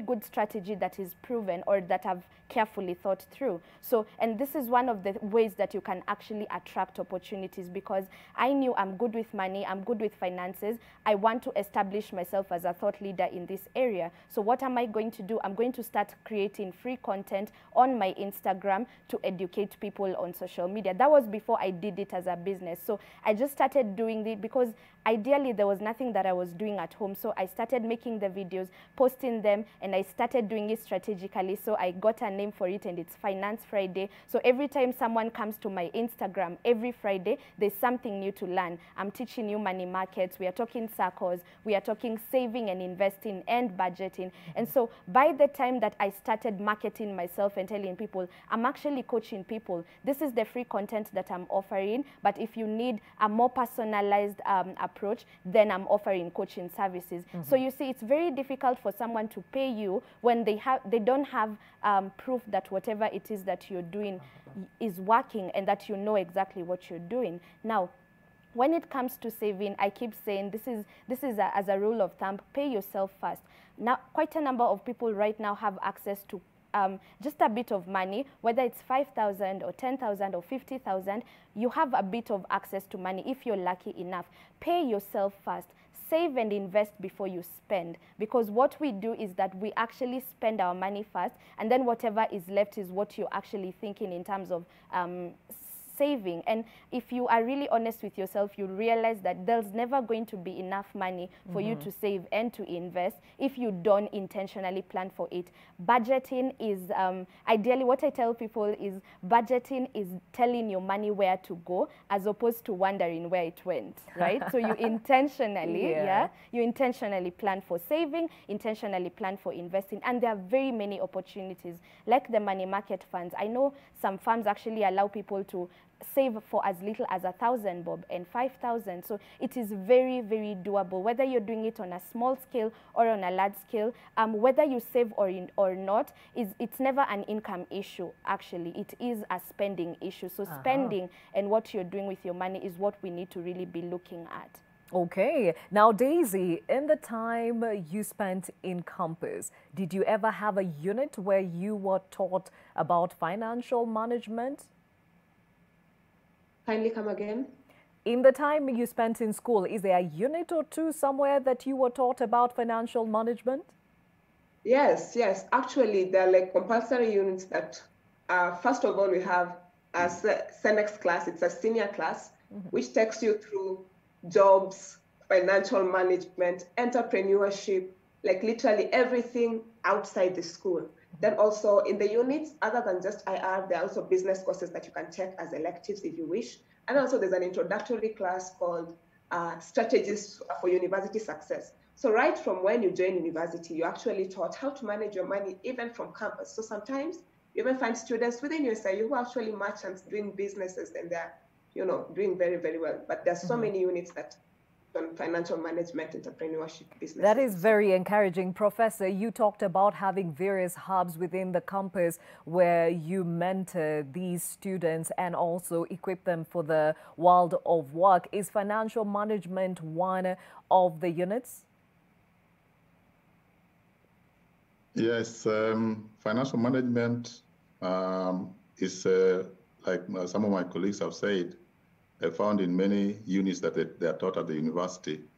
And in addition to this, and other than entrepreneurship, we also have mentors who teach them how to write business proposals. We have the Chandaria Business and Innovation Center, where we give them support to develop business concepts, get the mentors out there in industry to help them. But financial management taught as a common unit, but some courses also have them in their programs. But in general, all of them go through this entrepreneurship program. So they have an idea. Okay, now we are also joined by my colleague, that will be Walter Mwesije, who is our senior reporter at NTV Uganda. Good morning, Mwesije. We are talking about the welfare of the youth. How have the youth been affected in Uganda? Good morning, Gladys, and good to join you from here in Kampala, the Serena Conference Center. And what is true is that Uganda has the youngest population in the world. 75% of us here in the country are young people. That is, between the age of 13 to say 35, about there. And interestingly, we still have the highest rates of youth unemployment, which the World Bank puts at about 13%, which is, one of the highest unemployment rates in sub-Saharan Africa. And these are pre-existing problems that have been there, youth unemployment, and youth cannot access funds. I had, colleagues there sharing that there are funds for the youth. Even here, they've been made available, but access to such funds has also been a challenge. Now, these pre-existing conditions have transited through their own period into the COVID-19 period, which has its own conditions like, restricted movement, restricted access to, some government offices, which in any case then continues the struggle and the burden upon the youth. Okay, now in Kenya, the government actually intentionally set up an initiative called Kazi Mtaani, which aims at cushioning the youth during the COVID-19 pandemic. Is the Ugandan government doing something to cushion its youth? There hasn't been any clearly stipulated intervention for the youth here in Uganda that I can say. And what we've only seen is non-government organizations that have always come up with, some few ideas on how the youth can actually survive during this period. We have, organizations like UNAIDS and all that, have put together training centers, and they speak to, groups of youths. And of course, this has to be in tandem with the guidelines set by the Ministry of Health. So it's not easy to actually even gather a large group of youth, probably, if you want to give them some kind of knowledge or tips on how to survive during this period. So the only interventions that have come through that the youth can benefit from right now is what actually the government has for the general population. For example, if they're distributing food, then the youth are also counted in that bracket, and they're going to access food. If the government will be distributing masks, then they will also benefit from such an initiative. But there hasn't been any targeted initiative for the youth during this period. Now, Uganda has been known to be very, very vocal and intentional about their entertainment space. And this has adversely been affected by some of the regulations put in place in the face of the pandemic. How has that affected the industry, and how are the artists dealing with this, which are predominantly made up of the youth? There's been calls, of course, from many of the artists here in Uganda to the government to have, some of the restrictions eased on how they can, go on with their business. But it's still a tricky situation for the government. Their stance is that the kind of business that they do, for example, if you talk about a musician who is about 25 years or even 30, the only way they can make money is through music shows, which initially gather large crowds of people. And this is what the government is still trying to figure a way of how it can be done. Churches here are still closed, schools are still closed, places like gyms, bars, they're still under lock and key. And there is no word for now on how the government is trying to handle, but all we have for now is a promise that the government is thinking out a plan which they will use to ensure that everybody in that category carries out their business while safeguarding their customers, or the rest of the Ugandans in any case. Okay, and speaking of restrictions that have to do with the COVID-19 pandemic, so far to date, 32 deaths due to COVID-19 in Uganda, with a total case of 3,037 people infected with the virus. What is the status in the country as far as the restrictions are concerned? Right now, the cases of local transmission, especially here in the capital city in Kampala, are very high, extremely high. And Kampala, of course, now is also a hotspot for COVID-19 with some other districts, especially on the borders. And that is now our major problem, because initially we, as a country, the government said everybody who tests positive from outside or a foreigner is not going to be allowed into the country. And this applied to the truck drivers, who are initially the biggest challenge for the country, where we got our biggest numbers coming in, after the airport had been closed and, restricted movement had been put in place. So what is happening now is that the disease is out in the public, because after the easing of the lockdown, business had to move on, shops are open, and the movements are quite many from all over the country. So there is a lot of local transmission, which now is the major problem that they are dealing with. But apart from that, we are also still trying to figure out the fact that this is a political period for us as Ugandans. We have challenges in following the guidelines. So there's a lot of complacency. We find politicians who initially should be the ones advocating for following the guidelines to the dot are the same people gathering crowds, without masks, and which beats the understanding of many of the health experts who actually put down these things on paper for implementation. And speaking about the political atmosphere, you are going into that election period. Is this going to stay put, or do you think, or have you heard that this could probably be decided otherwise? What we know for now is that the government, or you'd say the president, has said it over and over again that the elections will go on as stipulated in the Constitution. The Electoral Commission has come up with a restructured roadmap of how the election period is going to be handled. Currently, there is reduced time for campaigns, and campaigns are going to be carried out via the media, that is on TV, on radio, and any other ways the contestants can utilize, for example, things like social media. And that is it for now, but no gathering crowds. If you are only to consult, probably the only space that you're given is to have a limited number of people. And of course, this is in consultation with the forces, the Uganda Police Force and the Ministry of Health, to ensure that you meet the required guidelines. But it's not an easy thing that we have seen so far. Crowds are still, being gathered in different parts of the country by the politicians. So it's quite difficult, but they've taken the stance that the electoral process has to go on.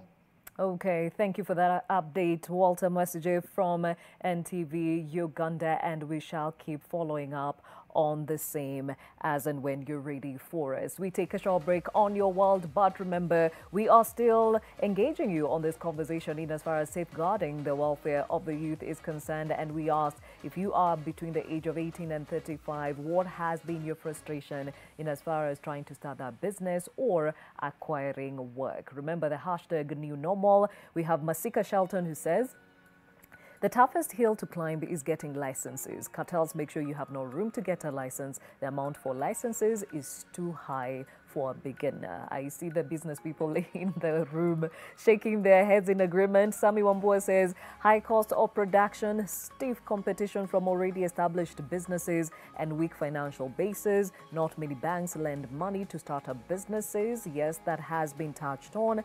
Kamau Kimani says, I went to seek funding from the youth. Ile kona nilipigishwa hata mimi mwenyewe nilipotea. Kamau, we hear you, we hear you. Santana, this is not a personal experience but an observation of youth in business. Lack of proper skills fit for running a business. Poor communication skills with customers and high levels of incompetency. Very well said, and something we shall touch on. Ellie the doctor says, hashtag new normal, lack of capital to start a business. Well, to get a job, you have to know someone who knows someone. Very frustrating indeed. Bobby Killer says, lack of support, lack of self-belief. Yes, it has been said you've got to start by believing that you can do it for it to become a reality. Ray Mwashi says, raising startup capital is a major issue. Ray, we hear you. Do we have another one? Okay, we shall continue looking at your comments even as we understand what the frustrations have been for you as you try to start a business or acquire work. Stay with us.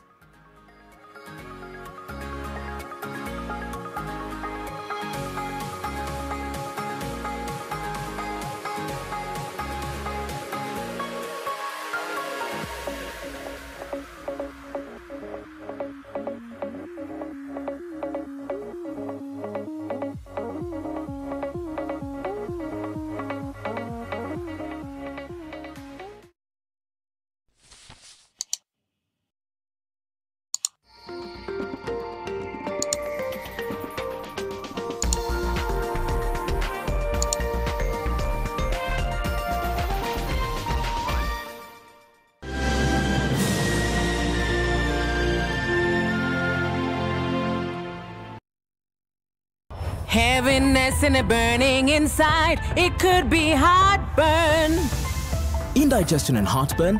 Eno gets to work in 6 seconds and works on the 6 symptoms of heartburn so you can keep living life non-stop. Eno, fight heartburn and indigestion fast. Do you need to send your parcel or document during this period? The Nation Courier Services, with over 15 years of distribution experience, will deliver it for you. We deliver to every corner of Kenya.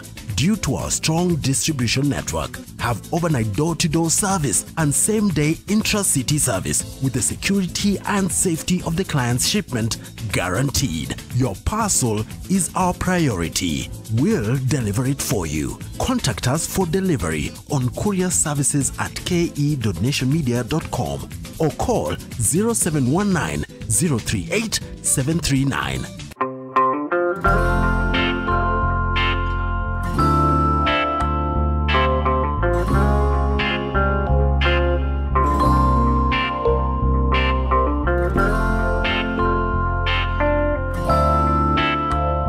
Breaking news from Molfix. Let's see what they're developing right now. Pants is just for me. It really feels very comfy. Molfix pants with anatomic fit technology. New Molfix pants, an invention from babies for babies. You should also try Molfix.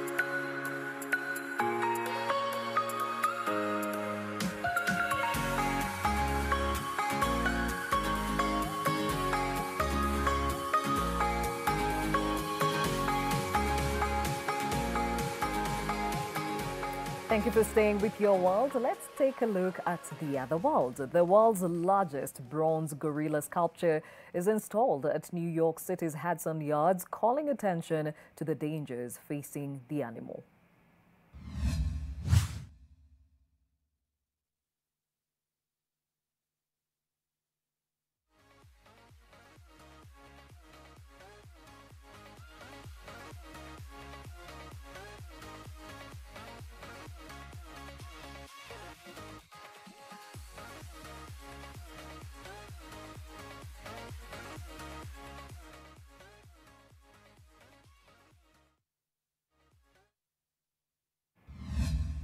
Now, in a Mexico City market, traditional wrestlers distribute surgical masks to raise awareness of the need to protect against the coronavirus, which has killed more than 63,000 people in the country since the start of the pandemic. One of the wrestlers says it is to raise awareness among people. They should continue to stay at home if necessary and to use masks to avoid the largest number of infections. The virus forced the closure of the arenas where fights are traditionally staged.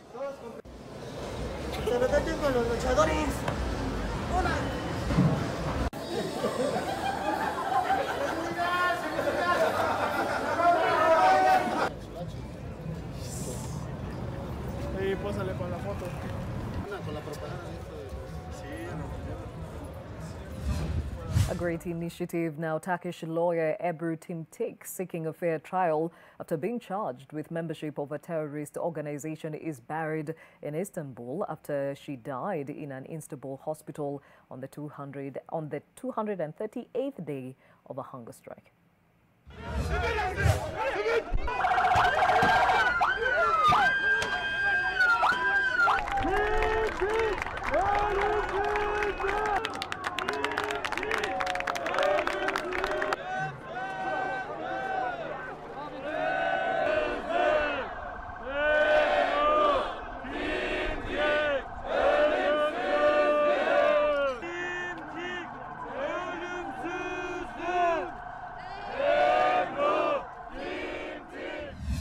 Elsewhere, 30 unknown artists arrive at the Palais de Tokyo for a new exhibition which seeks to capture the emotions and anger coming from the sprawling high-rise housing estates on the outskirts of France's big cities. The exhibition comes 25 years after the film La Haine first depicted the simmering tensions on the big screen. Hugo Vitrani, a curator at the Palais de Tokyo, said it is noticeable that 25 years after La Haine, the question of police brutality is still present in the imagination of these artists and remains an urgent concern. So many artists try to challenge the public through their work on these issues, the representation of these subjects by the media, but also other subjects such as the representation of women in these films, the viewpoint of young female directors who are upcoming and who also touch on LGBT issues. So we also have these new questions which are at the heart of the project.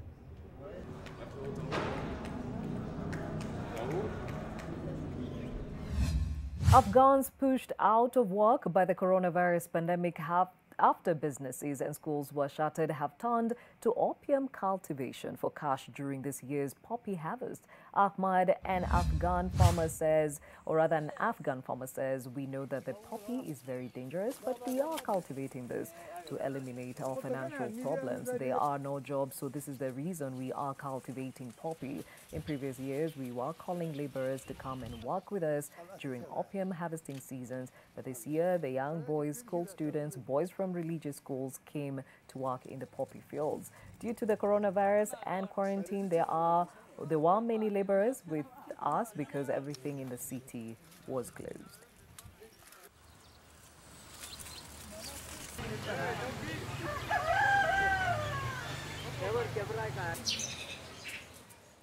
Back in studio and to our conversation of the day, safeguarding the youth, especially in the face of this pandemic. And it is interesting, in some of your feedback, a lot of issues have been brought up, including being ready to run a a business. And Daisy said the reason why she's held off from the same is because she's not ready for it. Susan, how critical is this to ensure that even as you go into it, you are ready to make sure that it stands? Okay, so when you're starting out, one of the things that you need to ensure is that you are actually, you have some sort of training or background into what exactly you're going to do. Exactly, especially if this is something technical. You don't just start up, because competency, and this is one of the things that young people, we live in a microwave kind of generation where people want to get things done fast. But when you are really thinking of sustainability in the long term, you need to think of how to acquire these skills. So we have quite a number of resources online, either on Udemy, Coursera, Skillshare if you're into content creation. There's so many things that you can actually, there's so many resources that you can actually access to ensure that before you even start, you are competent to do what you are doing. Now, the second thing is business skills. Because running a business, you will require business skills. So you need to ask yourself, am I able to actually run? Do I need to talk to someone? And some of these things will not require you to actually spend money, because you can try, it's very easy to actually just reach out on someone, because with young people, there's a lot of access on social media. So DM someone who actually runs an online business, an online cloth business, the same way you want to do, or who is in makeup, or someone who is in photography, and ask them, how did you start? What kind of capital, what kind of things do I need to be on the lookout for if I want to get into this business? And you may not get a response from all of them, but I keep telling people, you hang around the barber place for long, you're eventually going to get a cut. So you want to hang around people who are doing what you're doing to be able to, or rather who are doing what you want to do, to be able to get the information. Another thing, invest. Investing in education will actually is going to give you the best return. So don't just get into something without actually understanding how money in business works, how business financing works. And some of these things will require maybe 2,000, 5,000, depending on who you approach, even if it's a personal finance coach like myself, or a consultant, or someone who's willing to actually give you that information for free. Because you might feel like that is too much money to invest in a 2-hour session or in a class to understand business financing, but it will cost you more to not understand it. We go out and we spend 2,000, 5,000, even up to 10,000 on going out and eating, but you don't want to spend that same amount of money in terms of education, because you feel, actually have people and clients who are like, your course is so expensive, or this particular module is so expensive, but you're going to end up losing much more money not being educated. So I would say invest in education. It will give you the best return, because once you get into it, knowing what to do, then you are at a good place to start. Another thing, just you learn on the job also. So the more I interact with clients, the more I learn. The more you interact with your clients, whoever they are and wherever they are, you are going to learn. It is all a game of confidence. So as long as you have what you need to start, then get started and be a lifelong student. Always be ready to learn. You don't know everything. There's always something new that you can learn every day, and there's always something that someone else can teach you every day. And go to the market, online platforms on Facebook, and actually interact with people who are in business. So you'll find if they're facing challenges, if it's writers, if it's online writing, there are platforms where online writers hang around. If it's people in the beauty industry, there are online forums and platforms where they hang around. It's going to be easy for you to pick on the things that you need to work on and polish on. Okay, and speaking about learning is important even as we continue life as lifelong students. Professor Okumu, how important is further studies? Because Daisy said she's holding off on going into business because she'd like to further her studies, and that's why she's taking her master's. From an academic point of view, what is the importance of the same?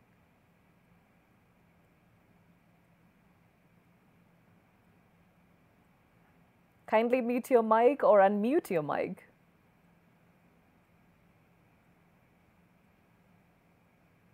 Sorry about that.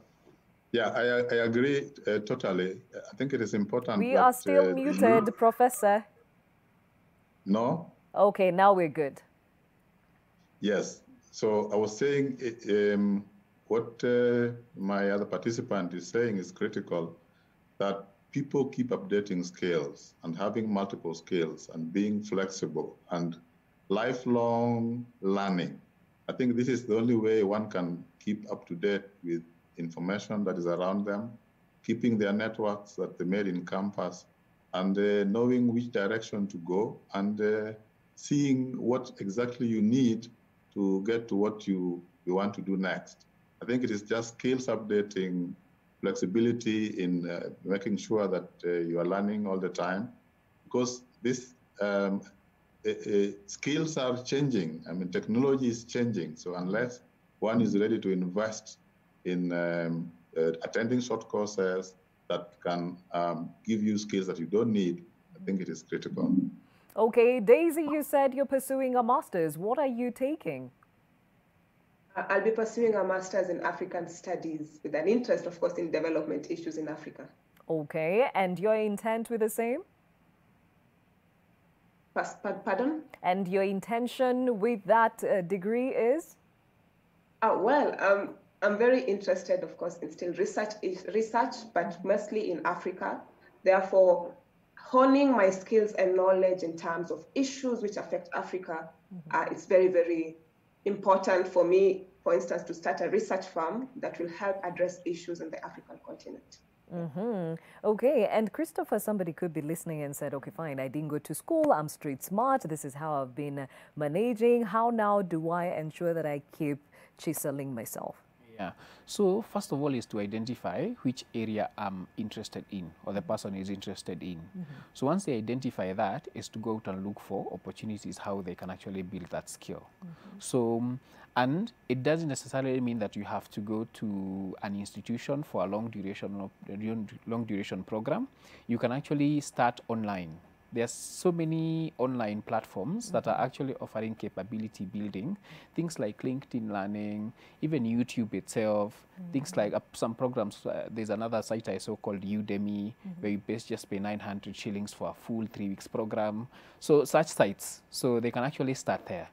But then at the initial stages, once they identify where they want to end up, craft a plan on how they are going to get there, and really go and find out the skills that they want to learn.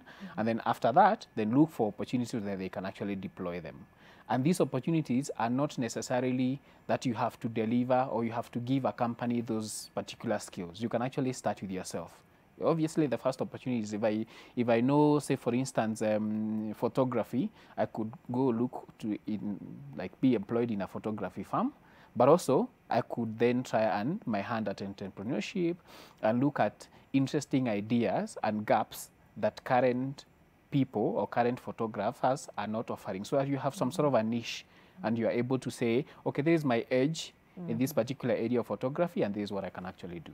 Okay, now we are bringing this conversation to an end. And Daisy, I'd like to know, as somebody who is literally walking into this uncertainty as a youth, trying to figure yourself out, what is your expectation both from government and, you know, the business, the world of work for people with your skill set? Well, my expectations from the government is that they just be more supportive to youth initiatives. Also, they should partner with the private sector, the academia. All these sectors just need to come together and address the youth issue, because we make a very huge population. We make a very huge number of the Kenyan population. And if they fail to address the youth issue, then as you've seen in Kisumu, these are some of the root causes of conflict in any society. So it is important for them to address the youth issues, fund them where necessary, and also they should avoid all these bottlenecks to getting money, you know, or to getting capital for businesses. So support would be very, very key for them to actualize the youth agenda. Yeah. Professor, they say an idle mind is a devil's workshop. There is a lot of loss of jobs and incomes highly affecting the youth. How can all the stakeholders ensure that we safeguard the youth or the welfare of the youth? Thank you, Gladys, once more. I think this was an opportunity for the youth to see that survival sometimes need I want to be open-minded and flexible, to look for flexible jobs that you can do at home, you can do online. But institutions are also seeing this, that they need to invest in the kind of courses and training that can fill these gaps, where maybe the youth needs short courses that can help them get at the skill that they really need. And another thing is that we sometimes put a lot of emphasis on qualifying to do a particular course. And I think there are some people in industry, some people in the market, some youth in the streets that just need a particular skill, and they don't have to have scored a C+ in mathematics or C+ in biology, but they just come in for short courses and get the skill they need without necessarily going for the normal qualifications to be enrolled in a certificate or a diploma, so that we remove many of these youth who are idle because, first of all, they did not qualify to get a diploma course or qualify to get a certificate course or degree course. So all courses that stakeholders can think of, courses, universities, colleges, short courses that can give the youth something to do, build on their interest, build on their abilities and potential, not necessarily to do the normal degrees, the normal diplomas.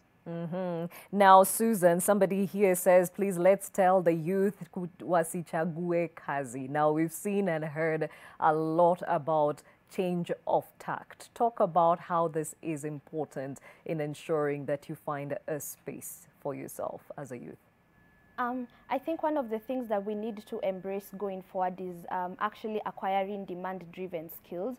I keep telling people, if you get into the job market and you did a degree in engineering and you're not getting a job, don't sit and wallow there and still try to push it unless you are, like, you can still work on it on the side, but try and learn demand-driven skill. Look at the market and actually understand where is the market and where is the job market headed in the next 10 to 15 years, and how can I position myself so to be able to take advantage of this. Like currently we are actually in the 4th industrial revolution, where the digital space is taking over. Like, I mean, right now employers have noticed that their employees can comfortably work from home, and this is the trajectory that we are taking. So regardless of whatever it is that you did in school, learn demand-driven skills. Look at what is in the market, how you can position yourself, and actually learn what is actually required. Again, as we started, I said, no one said that you can just be one thing. No one just said, I know engineers that are in farming.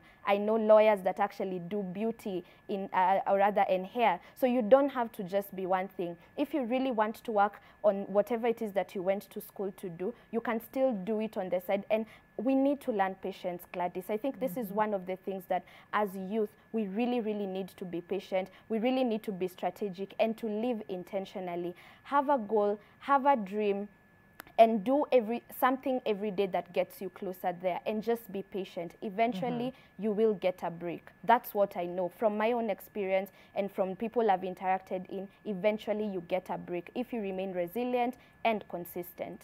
Okay, and definitely with all the good intentions, there needs to be opportunity. Yeah. Equal opportunity for the youth. Many have said, kama haujui mtu, you don't stand a chance. What should the government and, of course, all stakeholders do to ensure that we provide the needed opportunities for the youth? So there's definitely a lot the government can do. So, and I would look at it from two angles. From the company's angle, where they really need to support these businesses to survive. A lot of comments around reducing the prices of licenses or availability of licenses. So there's a lot of wiggle room for the government to, for instance, work on licenses and reducing the cost. On the other hand, for the individuals, in addition to capability building, which I think has been focused on a lot in terms of creating TVET institutions and making sure that people have access to education, the government can also provide opportunities. So I'll give an example, for instance, of what I'm talking about, freelancing and availability for online work. So people who do online work at this time are saying online work has really reduced across the globe. But then there's work that actually our government could give. So say, for instance, the judiciary and things like transcription, or our ministries and the work that can be done online. by people who are actually online and be able to do freelancing work. So once they avail these opportunities, then they are able to provide employment or other work for a multitude of people. They just need to identify the right platform and actually do it. The third thing is regulation. So they need to change regulation around, say for instance, taxation. What happens around taxation for people who are doing online work? What kind of incentives can the tax bodies provide to promote people or to encourage people to go to online work? And also things like policies and developing laws or labor laws in such a way that they actually recognize and encourage people to take on other multiples or other ways of getting employment or getting work to do. Yeah. Okay, and you are still talking to us on that hashtag new normal as we understand your frustrations in as far as trying to start that business or acquiring work. And if we can have that feedback on our screens, do we have any? Are we ready for it? All right. Ronaldo Longo says, very enlightening. Wish we could have more of this. One outstanding remark he made was that one post on social media matters quite a lot. This should be a great lesson to the numerous youth who complain of attending so many interviews yet fail to qualify due to their awkward posts on social media. Thank you, Ronald, for watching. Deno says, it's so sad. We who don't have anywhere to earn die of hunger while you politicians continue eating the society. Deno, we hear your frustrations. Ken Scott says, treat the youth as an asset with current value, not as a future promise. Well said. This leadership of tomorrow story, it is now. We have Ken who says, yes, there are lots of opportunities to invest in as youth, but resources to fund the projects are nowhere to be found. I currently got 2 projects stuck because funding is a challenge. Despite having skills and knowledge, we need a little support on financial assistance. Josiah, the government should support youth groups more in starting small-scale businesses. Duncan, it's shocking even to hear that medical students are doing online. How can you titrate online or do analysis online? Of course, there are those that cannot be done online, need to be done practically, and he'd like the institutions of higher learning to be opened. Josiah, the King of Judah, says e-learning should be an alternative of managing population at the universities. We should agree that it is a divisive form of education. Interesting angle. We have Antonio Wambo who says the government knows this. It makes no sense asking us when 75% of the jobs are the government jobs. Good morning, Antonio. We hear your frustration too. And before I bid everybody goodbye, Christopher, in as far as financial institutions supporting the youth? I mean, it's also about just understanding that these youths are in a tight place. Yes. And the financial institutions finding the right mechanism to do it. Obviously, we know they're in business and they need to make sure that they run their business effectively, but it is really important that they understand where the youths are coming from and put in guidelines and policies that make more these funds accessible for these people to be able to start these businesses. Yeah. Okay, thank you to all that joined us on this crucial conversation as we talked about how to better safeguard the youth in this country. Now, tomorrow we take a look at the state of governance. We are asking you, what kind of leadership do we need in a time of crisis? How do our leaders' decisions affect our health and general quality of life? All that and more with Joseph Warungu tomorrow from 7 a.m.